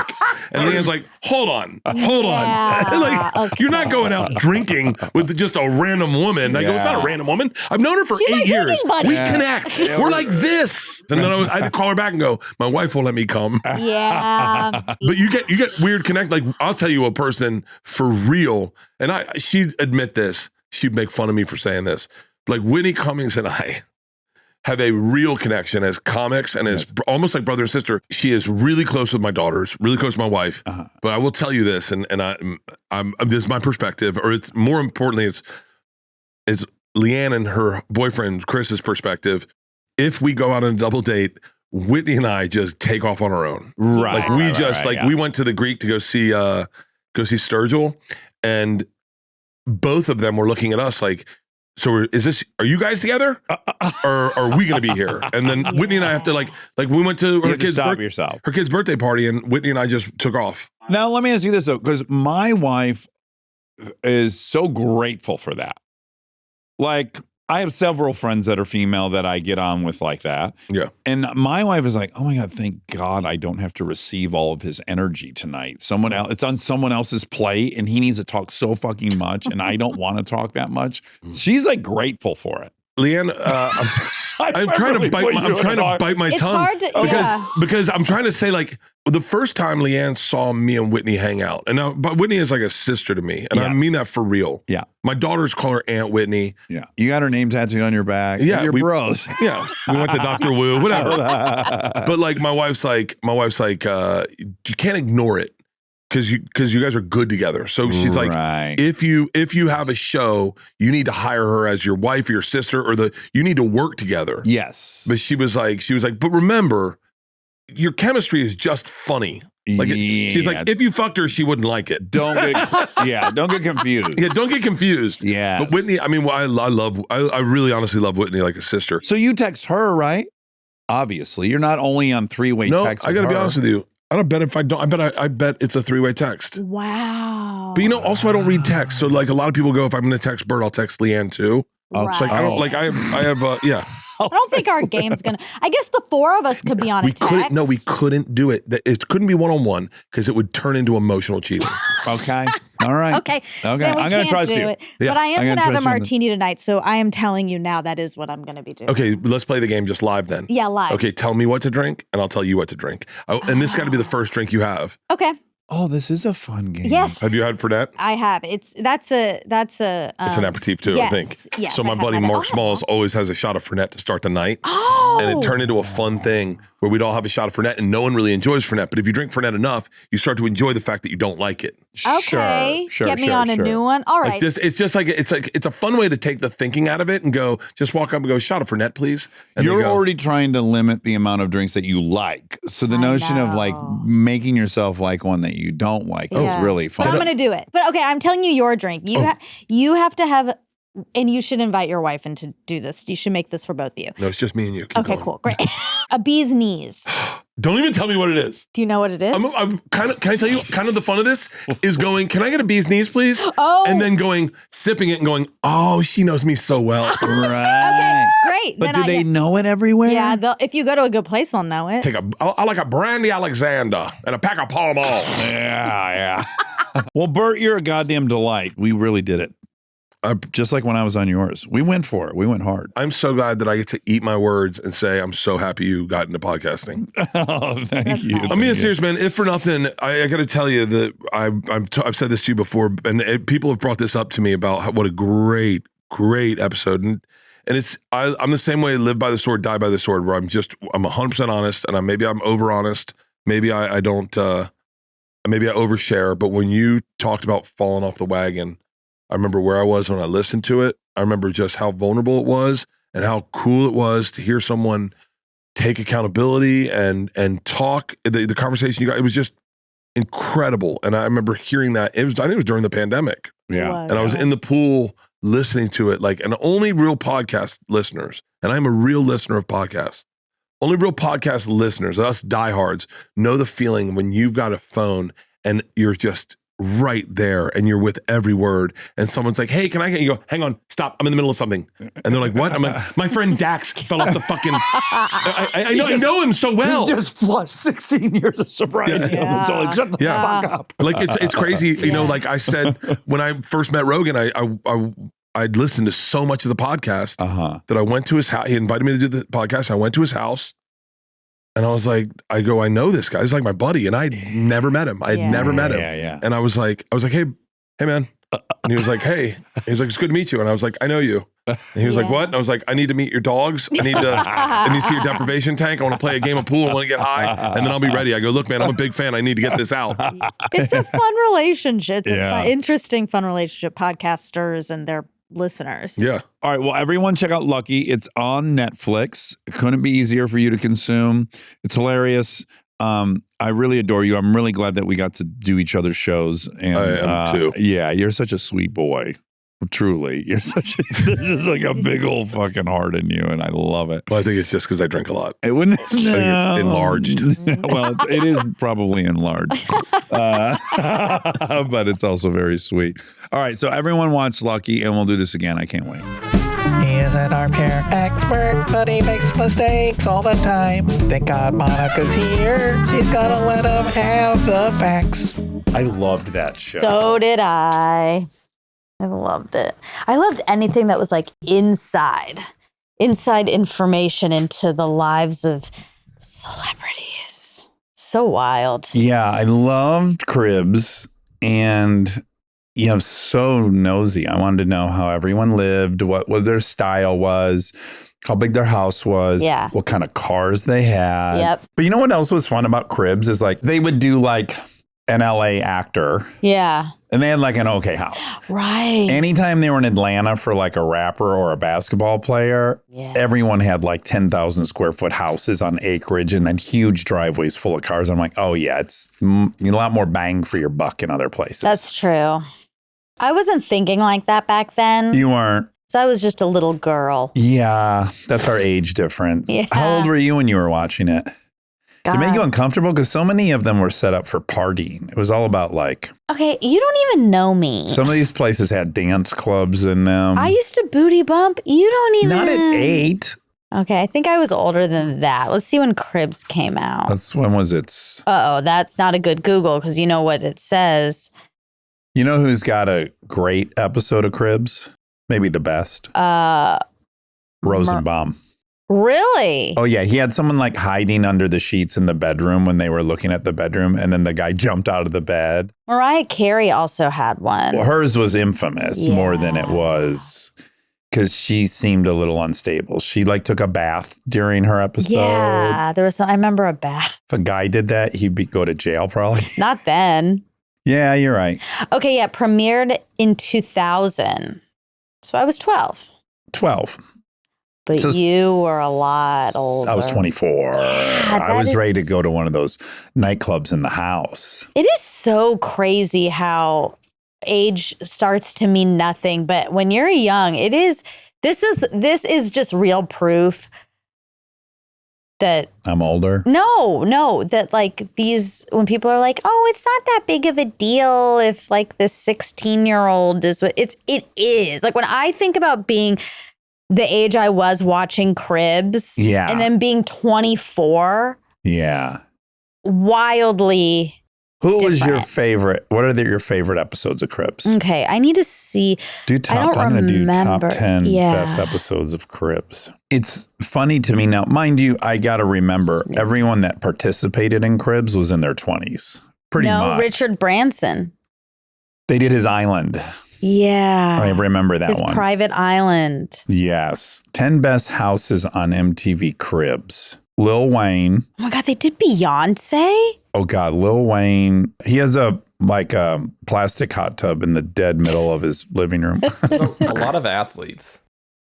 Yeah, Mariah Carey in her bathtub, as we discussed. Shaq. That was Orlando. I So that remember must be- Shaq's house. Yeah. Tony Hawk. Russell Simmons, that was an older man. I saw that one. Yep. Yeah, that's a huge mansion. And Wilmer Valderrama. Yes, he did his. Oh, the Playboy Mansion did a Cribs. Aaron Carter, that's an infamous one. Yeah, 50 Cent. R.I.P. Right? Who? Oh, I think so. Yeah. Oh. That's sad. Yeah, Branson. Oh, I wish they'd bring it back. But anyways, Would once you do it? No. But I remember as soon as I owned a house thinking like, oh no, God, no, I don't want anyone to see where I So live. I don't have that. Are you going to do an episode when your house not is of done? Cribs, but I do. I mean, You would do architecture. The advanced version is Architectural Digest home tours, which I love. I love looking at them, but I wouldn't participate in one.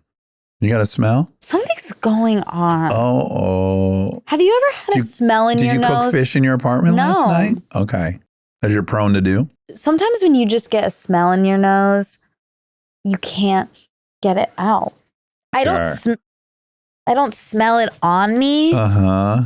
but I'm really panicked. This is, remember we learned some people's OCD is that they Are think scared of they smelling. smell. Okay, they did 19 seasons of Cribs. Whoa. But they're probably There's did multiple. 3 a year. Yeah, so, exactly. yeah. They had a break from 2010 to 2021.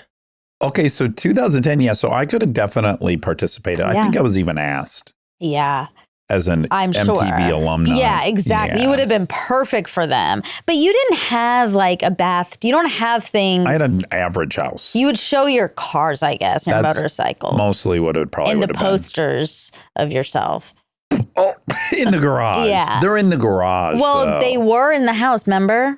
Not posters. Bad, still bad. I can own it. But a lot of stills from the movies. Well, is that Which are even cool.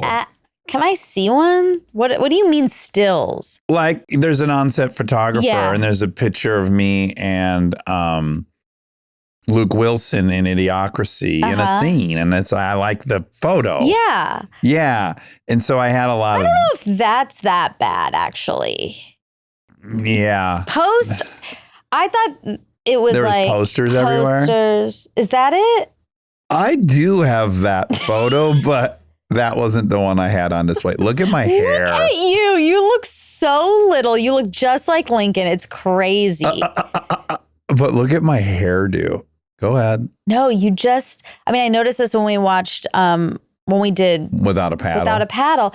You just look so different. Yeah. Like your face has changed. Yeah. Isn't that weird? Yeah. Like obviously everyone gets older, but Yeah. your face is different, I think. Yeah. Yeah. I agree. I think my neck is a lot thicker, which I think changes the whole look of your face. Oh. That's like one of the big things I notice, like when I'm watching Parenthood or something. Uh-huh. I'm like, oh yeah, my neck was half the size of my neck now.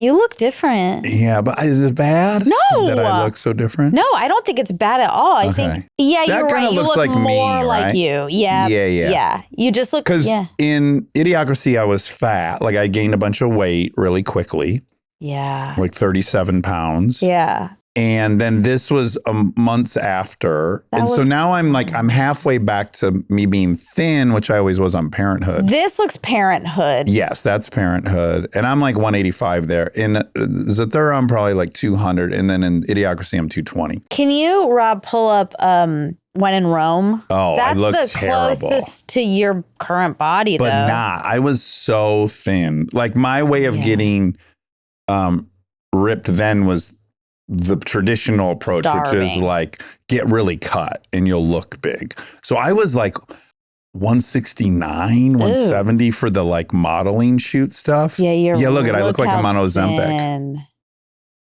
Wow, you do look really thin. Yeah, I look Ozempic. I want to see a front face. Rob, There's can you not a pull up? This lot. probably sucks if you're listening. You can start Googling all this stuff. Yeah, and also go to YouTube to watch us.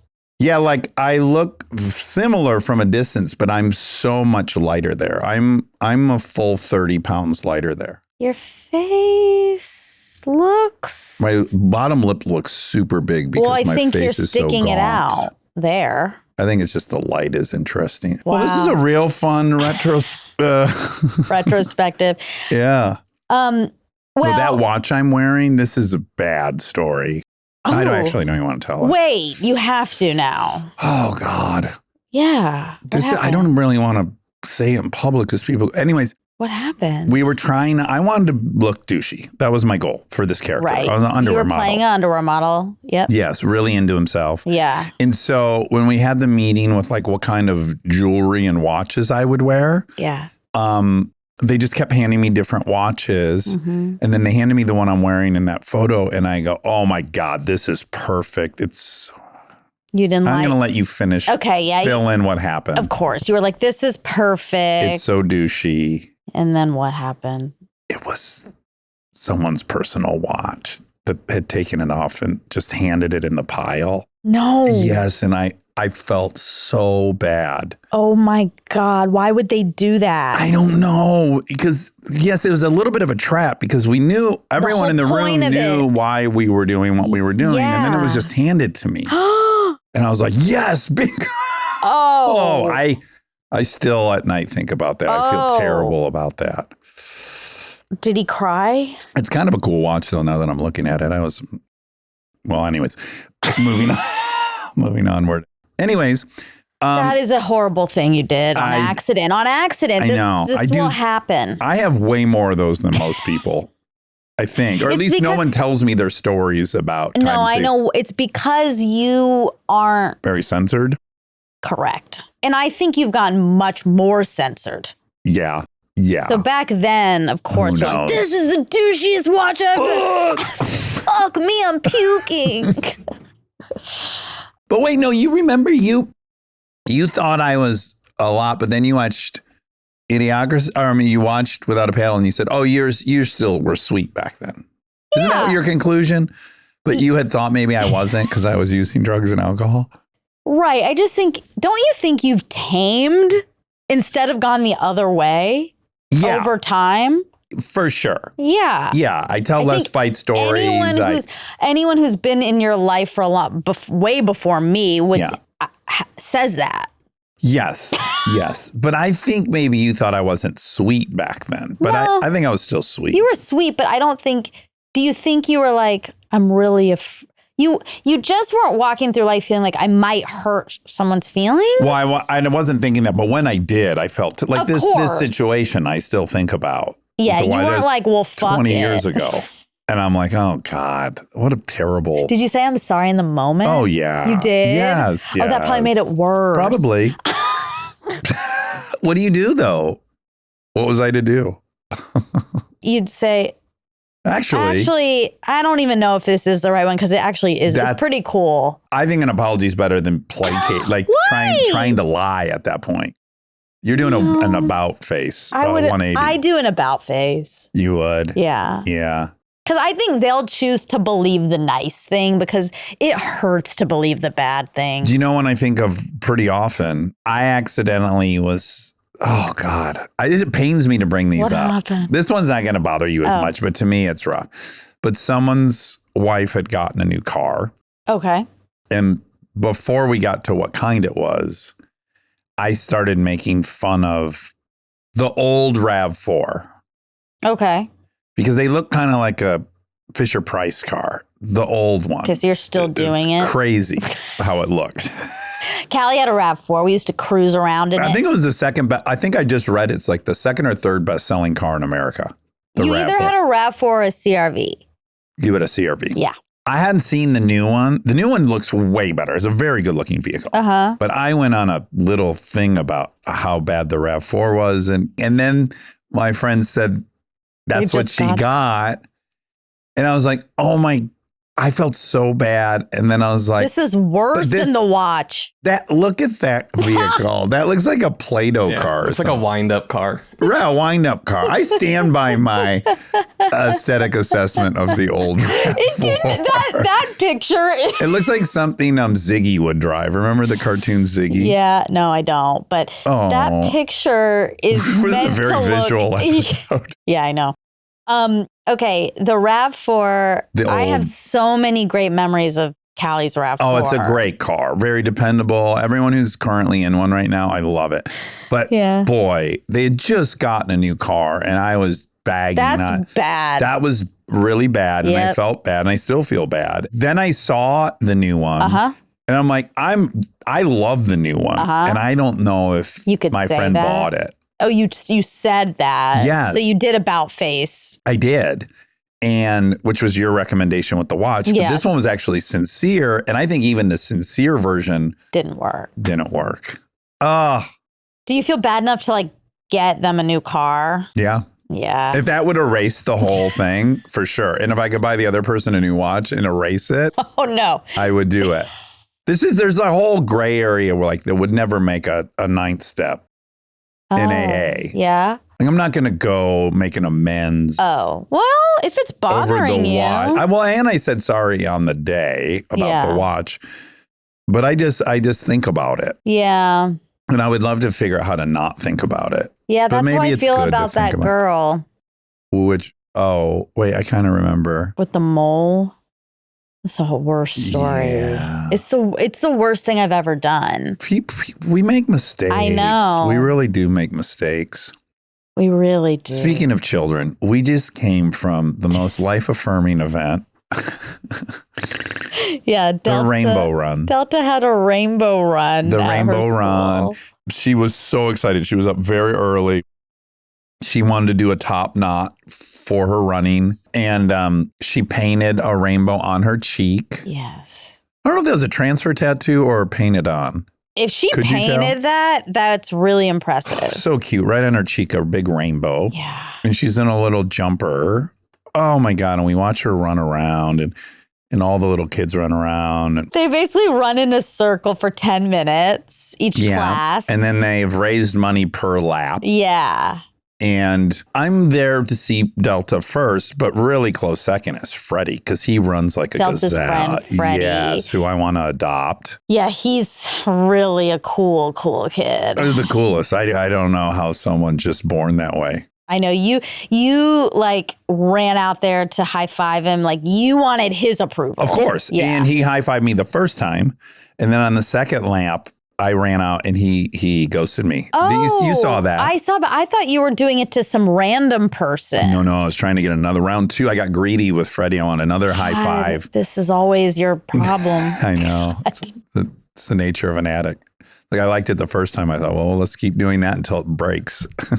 Which in this case was pretty quickly. It was quickly. He had enough. Man, it was cute. But he did tell his mom, she told me that he said I'm giving him a truck at some point. He's giving you a truck? No, I'm giving him a truck. Oh. Yeah, he has it in his head that I'm giving him a truck. And I said, do you think Delta promised him maybe? that? And I said, fine, that's fine with me. All he's got to do is marry Delta and then he can have all my shit. This is such a common thing, I think, for parents. They they want kids to get married. Yes, they decide early they want their kid to marry this kid. Well, and I want her to have like 20 relationships before she gets married. Yeah. I think some parents want their kid to date from junior high all the way to adulthood, and I just don't think that's very likely. Do you want to hear just the best story ever? Yeah. So Elizabeth and Andy went to elementary school together. They did? Mm-hmm. They went to elementary school. Andy was Elizabeth's first crush. Oh. She loved Andy, but Andy was like a punk. He was like a little punk kid. Okay, he's too cool. And he was into Prince and like snowboarding. And she thought that was really cool and different. Yeah. And then Andy moved a couple years later. Okay, to another town. Yeah, okay. yeah. And she didn't see him for, 20 years or something. And she ran into him on the street in New York. No. And that's when they rekindled? Well, they never even kindled, but she was like, I liked you. Andy Rosen? Oh, wow. I like that story. Isn't that such a good story? It'd be like if you married Dairy Queen guy. That's still an option. That is not the same. That'd be like if Andy was mean to Elizabeth. What if he came to you and said, I think about that once a week. I feel fucking terrible. Yeah. I'm so sorry. Yeah. I didn't know what I was saying. I was 12. I know you didn't. It's fine. It's really fine. And I liked you then, and I still like you. Well, And now I'm not a dum-dum. I am Now very I work at flattered. Dairy Queen. Oh, I'm good. Oh my God, I would have been flipped. Yeah. Really? Well, I can't be with you. Exactly. Oh. That's the real arc Poetic. of this. Yeah. Okay, circling back. Yeah. To the Rainbow Run? Circles? Circling. So Rainbow Run It Back. The Architectural Digest tours. Oh, yes. I would like to do that. Yeah. And I love those Architectural Digest open. It's called like Open Door. Yeah, I love those too. And And I would never do one. yeah, well, Walton did one recently and it was so good. His place is gorgeous. It's gorgeous. Yeah, the hunting lodge in the Hudson Valley. Dakota Johnson. Is your food here? Oh, fuck. Our coffees. Here, I can grab it. Okay. Thank you. Thanks, Wop. Yeah, I just love those. And I would really like to do it Yeah. when my home is done. Okay, if you're listening on If you're Architectural listening, Digest. look, I'm not a big enough person for them to want me to do it, but my home is gonna really be worth seeing. And I think you plus Nikki Kehoe. Yeah, that's what I mean. Like it's them. It's Nikki Kehoe plus my architect Bill Baldwin. Bill. They created it's just incredible. Yeah. It's I think this very could happen. special. So I would love for it to get some love. Yeah, let's if you're listening, Architectural I'll manifest Digest. it. Yeah. I think this could happen. I'm gonna manifest it. I wonder if people ever reach out to them. I'm sure people do. Yeah. But I'm not gonna. Okay. I'm just gonna Well, you hope maybe and pray. should. I'm gonna hope and If pray. you want it, this is like dating. This is like the hot guy. If you It want to is be the in hot guy. Architectural Digest, ask. This is the hot guy because I don't want to ask. I want them to come to Oh, me. man. Yeah. You got to ask in life. Oh, hold on. We have a visitor. Mr. Rogers is here. Oh, knock, knock, knock. Oh, look at these cute decorative cups. Wow. What is what? Vanilla, Mine just has cinnamon. whole milk, and Yeah, well, I got to get my calcium in because of my bone density. all right, because you're My mom, Swiss cheese bones. spoke to my mom the other day and she asked me every other time I talk to her if I'm taking my calcium. And every time I say, no, I'm not taking that. I'm not going to take it. So that's that. Stay tuned for more Armchair Expert, if you dare.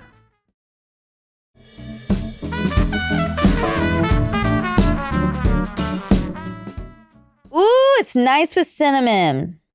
I love cinnamon. What's your favorite spice? I like cinnamon. Favorite spice? I like vanilla. I got vanilla. Yeah, you have vanilla. I can't taste the vanilla. I wouldn't, I guess I'll call it a spice. Vanilla's not a spice? Not really. It's a Okay. bean. Here are your options. Thank you. I can't think of spices. Yeah, it's a weird question. I like rosemary in my pasta. Okay, yeah. Rosemary, oregano, Thyme. coriander, cumin, thyme, black pepper. You could go black pepper. Tarragon, Garlic powder, onion powder. salt, Himalayan pink sea salt. Let's see if Okay, I'll go salt- cinnamon because that's the only one that I associate with being sweet. Even though on its own, it's not sweet, obviously. Salt is not considered a spice. I just am Googling most popular spices. Okay. Okay. Oh no, this is already salt is the first one. Yeah. AI. So this is the most used. Yeah, most commonly used spices, but it shouldn't say salt if it's not. It's like, that's the green hats. This is the green hat riddle that we still haven't told on here. Okay, do you want to do it now? Nope. Okay. No. Black pepper, garlic powder, onion powder, paprika, chili powder, cumin, cinnamon, ginger. I like taco seasoning. Yeah, well, that normally has chili powder, paprika, cumin, a lot of cumin. Cumin. Salt, pepper. That's what I douse over my elk now. Oh, it is. I was wondering if you were still on your elk. Yeah, I made a big batch 2 days ago. Turmeric. Very Turmeric, good spice very for good. you. Yeah. Very healthy spice. Do you think people have turned it off by now? Mhm. Yeah, I Yeah. understand. I understand why. Can't fault them, really. All right. Well, Bert Kreischer. Oh, well, before I move on from Freddie, we have to give a shout out to Freddie's mom. Haley. Haley, but I like to love refer to her Haley. as Freddie's mom. Like Dax's mom. I just think it's so cute. Yeah, Freddie's mom. That is a good She moniker. Is so nice, and we chatted with her. She's the coolest. Well, this is part of it. It's like, obviously Freddie is cool because the mom is so cool and the dad is so Is cool. legendary. Yeah. So The dad makes me nervous and is so good looking. they And all the both students are. agree. Both Yeah, of the they're- parents they're are both gorgeous. gorgeous. Yeah. And so obviously Freddie's gorgeous and cool. Yep. And he wears an earring. And And he's got borrowed his- siblings. And he's got the cutest little sister you've ever seen in He your borrowed life. his sister's pearl earring today. To be faster. Listen, if I decide to have a kid with a donor, Yeah. how many am I going to have to look through? I mean, this is like really. You can see photographs of them. I don't know about that. You I think should you be can able to. request. I think some you can, some maybe you can't, depending Mhm. on the bank. Yeah. I mean, Would you want Rob's sperm? He's very fertile. No, he has. I would love to make a little Vinny. That Yeah. would be my dream, but I can't ask anyone I know. Okay. I have to go to the bank. Okay. Actually, that's not true. I could ask someone I know, but no one I like see a lot. Right. Because wouldn't both of you feel weird if one of you, either of you gave me your sperm, Yeah. and then we were all hanging out and my kid's there and it's your kid. Yeah. I would have to be involved. Right. Yeah. I couldn't just pretend like, oh, I donated. Exactly. And then that gets complicated for everyone. Yes. I guess and not as if you know, everyone's- I offered a friend sperm years ago, over a decade ago. They turned it down. They said, I would love that. We're going to try one more round. First, I asked Kristen, Of would course. you care if and we didn't have kids yet. So I was like naive to what I thought. I thought I would just like, yeah, who cares? I'll give them the sperm. Be done with it. They didn't, thank God. Let's just say the parenting, I totally disagreed with. It'd be crazy for me to be looking on the outside and not want to rescue Yeah. a child. Yeah, that's Yeah. half me. Would be crazy. Genetically. I'm so grateful that didn't happen. But Like if I had a kid that was half yours and I was letting them go shopping every day. No, more like what if you had a kid and you were really crazy protective and he wasn't allowed to do anything and he'd never learned to ride a bike and he didn't like that would. That's more likely for me. That would be hard for me to watch. Wow. Big time. That's So I would go, this kid's like he wants to be out there tackling according life. to you. Mm-hmm. Well, if he's Yeah, half me, this is- odds are. Yeah, you definitely can't be giving anyone your sperm. No. Yeah, this is good I to didn't, know. but I only feel this way after having kids. Mm-hmm. Like if I was seeing Lincoln around, It wouldn't feel the same, would be my guess. I don't know if like when I look at Lincoln, as you just said, Yeah. she has my face at Yeah, of that course. age. And Yeah. if I was around her, it would be hard. I'm forgetting you're around her. Yeah. Yeah, exactly. Yeah. It'd have to be a situation, to be honest, where it was like, I have a vasectomy, so it's not even an option. Yeah, exactly. But if we had a friend who wanted that and needed that, and we decided yes, I would be Stop being involved. friends. Oh, Kristen wouldn't want that. Well, Kristen wouldn't. I mean, maybe not that. care actually. Like, Well, that's a lot on her. That would be a lot on her for you to then like kind of take on this other kid. yeah, it's very complicated. If I reverse it, let's say, so she needed to give an egg to somebody. She Yeah. gave an egg, and then And she demanded to be in their life. that's what's tricky because there's a mom involved already. In my scenario, there's no dad involved. Oh, right. Well, no, let's say there's no mom involved. She gives it to. To a guy. Yeah. Oh, interesting. Yeah, okay. And then this guy, so Jess has a kid with Kristen's egg. Lucky him. That would be a cute kid. Oh, yeah. What Red would win, hair. the tininess or the tallness? I think it'd be red hair and blondness or the red- tiny. Oh, like Seth. Yeah, like Seth's kid. Yeah, I don't know how she would juggle it. I would expect her to want to be very involved in Jess's Baby? kid's life if it was her egg. And I mean, the whole family would just have to get on board. You'd have to get on Yeah. board. It's like, this is basically our goddaughter. This is our goddaughter. Oh, this is our daughter. Well, no, because that's not. See, this is where things get. but this what is if Jess so tricky. wanted the child to have Kristen as the mom?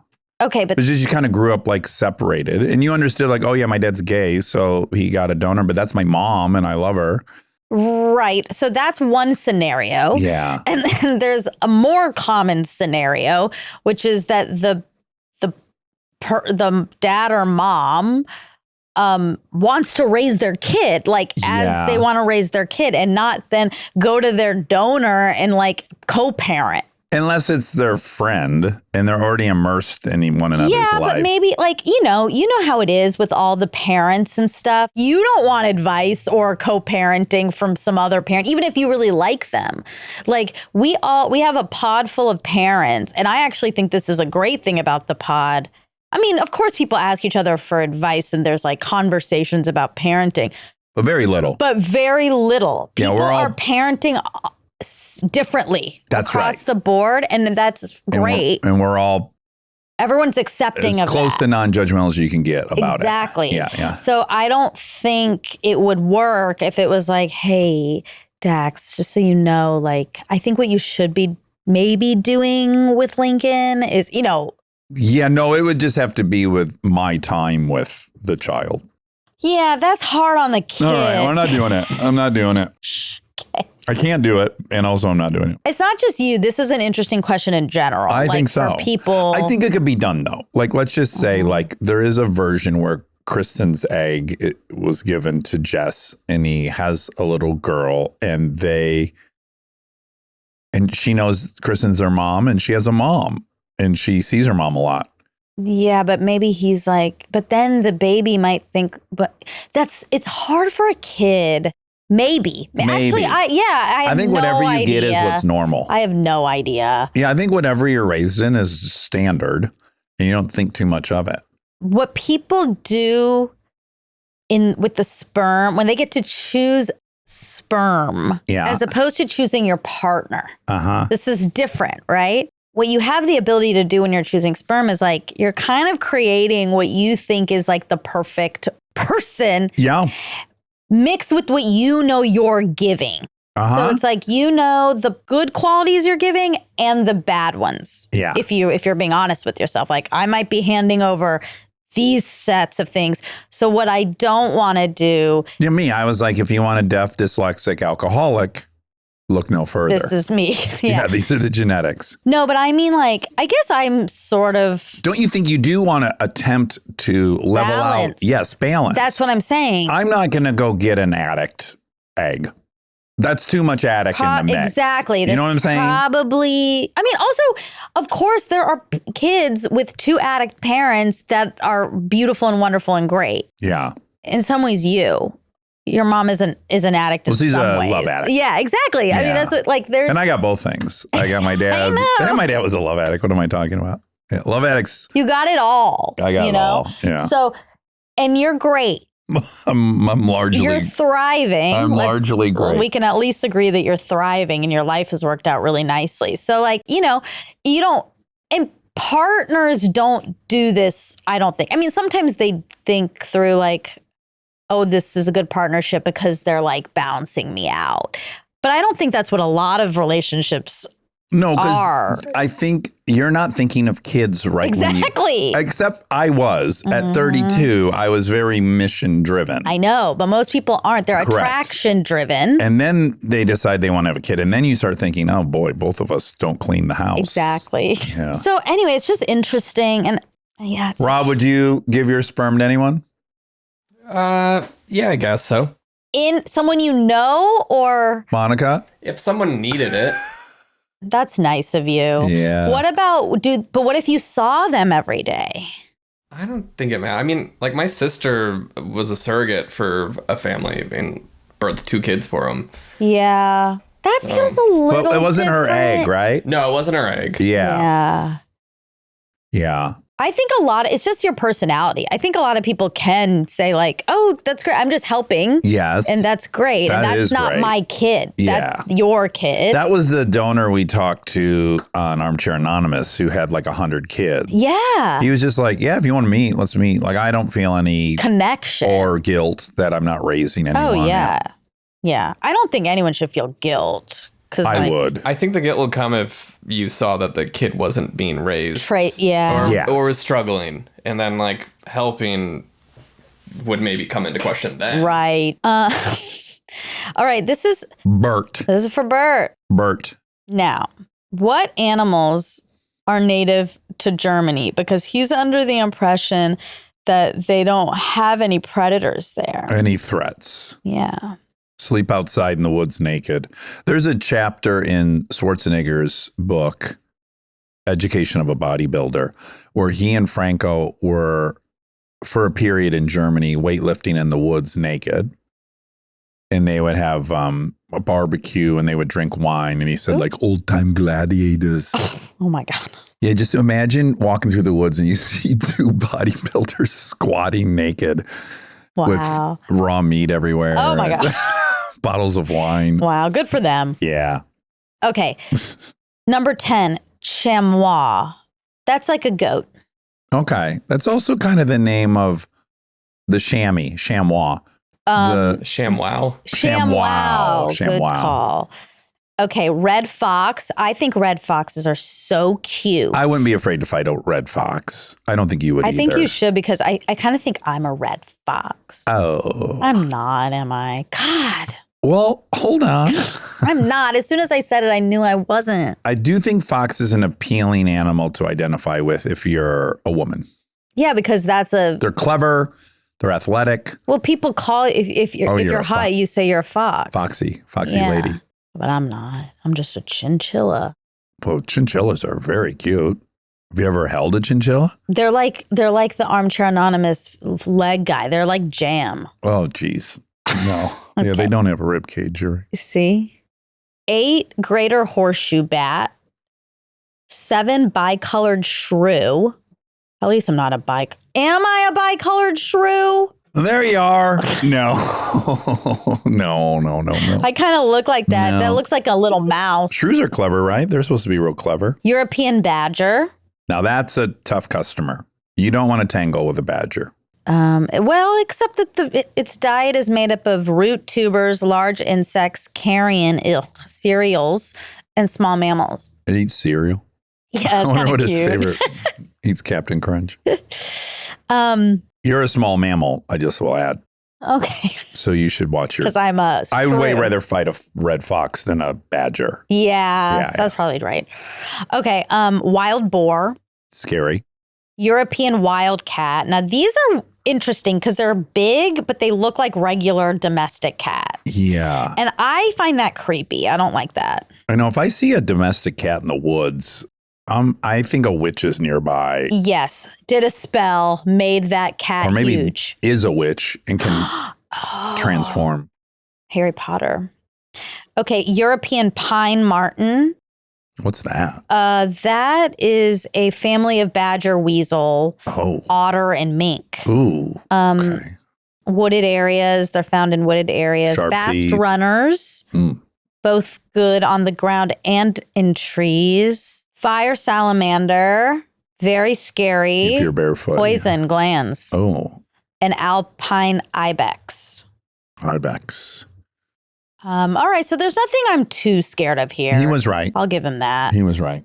Okay, do the dealers in Vegas get to keep their tips or does it go to the house? Nevada laws allow tips to be shared among employees as long as the employer doesn't keep any of them. This gives casinos and other employers in Nevada the authority to require employees to share tips with both tipped and non-tipped workers as long as none of the participants are considered the employer. This would be a bad arrangement for me. I would have a very hard time with You this. If would I saw not someone with a like- shitty personality that was not kind to everyone, I'd be like, dude, you got to brighten it up so we can we're pulling our tips. I'm over here bringing in $300. Learn some jokes, do your hair, brush your teeth. You know what? They should take Jess's class They should. because he's really changing the game over there. Yeah. He really is.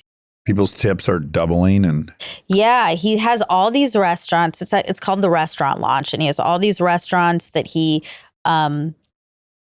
helps. He like comes in and teaches them how to up their game and how to like really be a good server. that's awesome.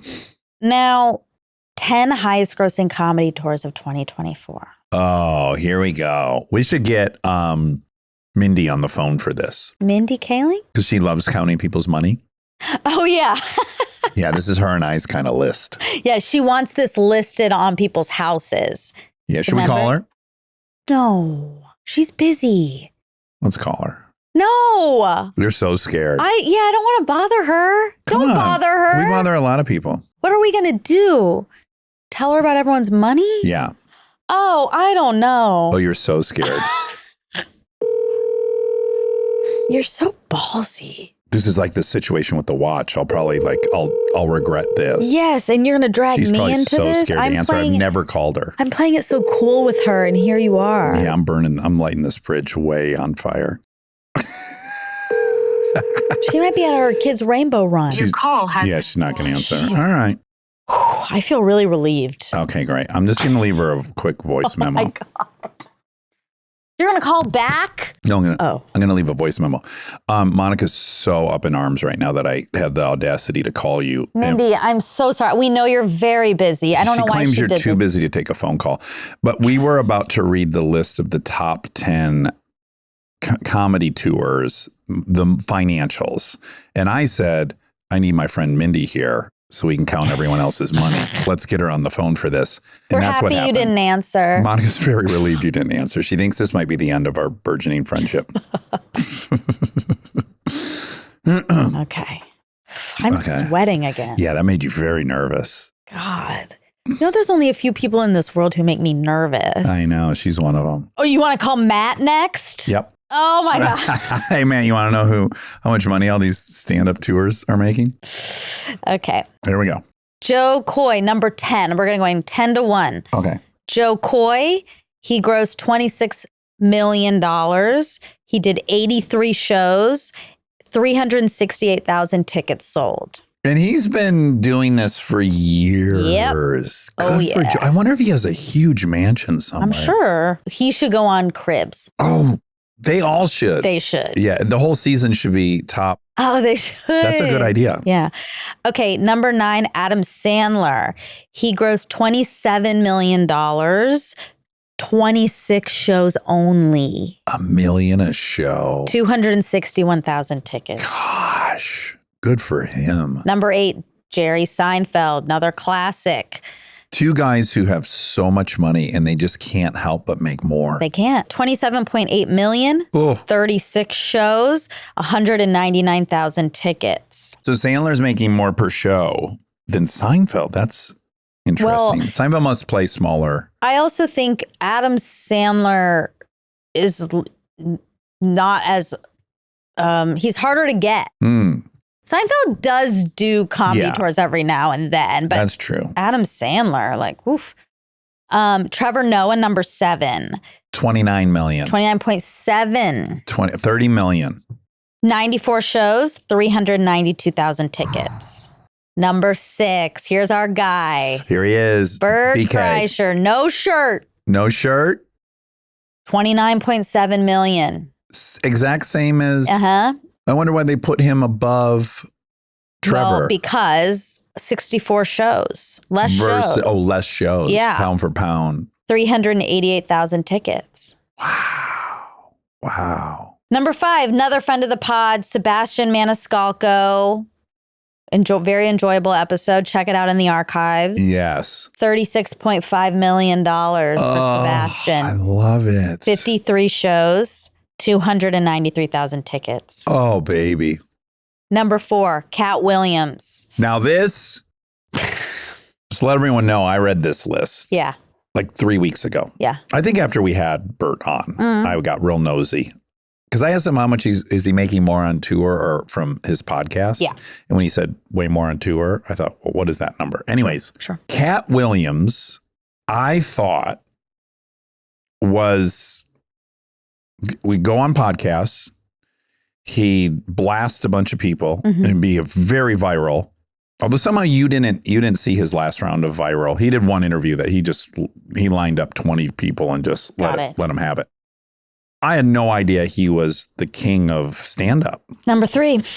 Number 4. How much? 37.5 million. God, I want to see his house. 60 shows, 399,000 tickets. Oof, tasty. Number 3, Gabriel Iglesias. Sure. 42.8 million. Ooh. Wow. 124 shows, 603,000 tickets. Number 2, Matt Rife. Matt Rife. This is the cute comedian. Yeah, he's Good looking. younger. 57.5 million. God, what do you do in your 20s with 57? It's a lot. I hope he has so many dumb Lamborghinis and Ferraris. Oh, and God. I hope stupid- he's giving to charity. Yeah. 256 shows. That's too many. That's a lot. every day. 733,000 tickets. Wow. Number 1, Nate Bargatze. Nate. 82.2 million. 82.2 million. I 100 want him to hit 100 million so bad. He will. For no reason. 148 shows, 1,100,000 tickets. Wow. Yeah. Wow. Pretty cool. Okay. Are orcas acting up? Yeah. They're ramming boats and Getting wily. they're getting real wily. Now, what's way more interesting is while I was editing this episode and we were at the orcas part, the orcas part was part of the SeaWorld portion of this episode where he talks about finding someone's ring at SeaWorld. Oh, yes. And he wanted to Because he finds everything. finds things. But then we were talking about SeaWorld and orcas, and I'm in the middle of that part listening, and then email pops up. It's a request. It's an ad request for SeaWorld. Yeah, that's crazy. At the exact moment. And let's be clear, it's not an ad to come visit SeaWorld. It is a request for us to have them as a sponsor. Correct. Which your computer couldn't have listened to that and figured that out. No. Yeah, that's really wild. That was such a glitch. Uh-huh. Lazy. Okay. Now, what is Campari? Oh, I regret to inform you. I know. Okay, you told me that Bert did have the bee's knees That night. that and loved night. it. I know. Yeah. And I haven't done his yet. Yeah, you're not good at this pact. I feel bad. And I then you feel were supposed to bad. do it last week. I was, and I You didn't still do it didn't do it. again. I know. I'm Tonight's a drinking night, right? Friday. Yeah, I could probably get some down. Yeah. Why don't you try it? The problem is, but I'm going to be open because I want to do this for Bert. I just know I'm not going to like the Campari spritz. Well, not with that attitude. I don't even like Aperol spritz, which everyone likes. And Yeah. this is like a stronger, more bitter version of Aperol. Yeah. But you know what? I'm going to do it. I'm You going to do never it. drink Jack Daniels, huh? No. No. But I drink whiskey. Okay, just not Jack. Yeah. What about a Jack Ginger for you? But I don't like Jack Daniels. Well, you might with ginger ale Well, why do I have to? Why can't I go with something because fancy? it's the best drink. Okay. It's the one I've drank the most of. Oh, you do ginger ale. Yeah, Jack Ginger's ginger ale and Jack Daniels. What about ginger beer? It's not my favorite. Really? No. Hmm. Jack and Diet's the best taste, but you don't even like Diet Coke, so that's Right. I don't want to start you there. Can I do like Do you shave your Blanton's? sides and start drinking Jack? I mean, I drink whiskey. I drink old fashions. oh, what's your A brand? lot. Knob Hill or one of these? No, I like fancy- Four Roses. I like Blanton's. Blanton's? Yeah. I don't know about Blanton's. Blanton's is fancy. Is that? A lot of them have all come out in the last 20 years since I quit. Four Roses you probably would have liked. It's really good and it's better. Bourbon? Jack Daniels. No. I like Jim Beam These and are Jack classics. Daniels. Yeah, you're going classic. That's right. Yeah. It's like Levi's jeans. You know? Mm-hmm. It's what America was built Woodford. on. Have you ever had Woodford? No. Woodford Reserve. Very good. These are Very good triggering product. names for me a little bit. Because they sound elite. Oh, They're trying my. to be like Oak Barrel Whiskey. Like It call is. call it a man's name. Jim Beam, Ew, Jack Daniels, no. Bill Rutherford, Mike Pence. Oh my! What if Mike Pence had a? I could. He see should it. have I could see it. a whiskey. Yeah. Well. Actually, he should have a gin. No. Mike Pence gin. Absolutely not, because I like gin. But you're gonna love Mike Pence's Jim. All right. Okay, that's it. Love you.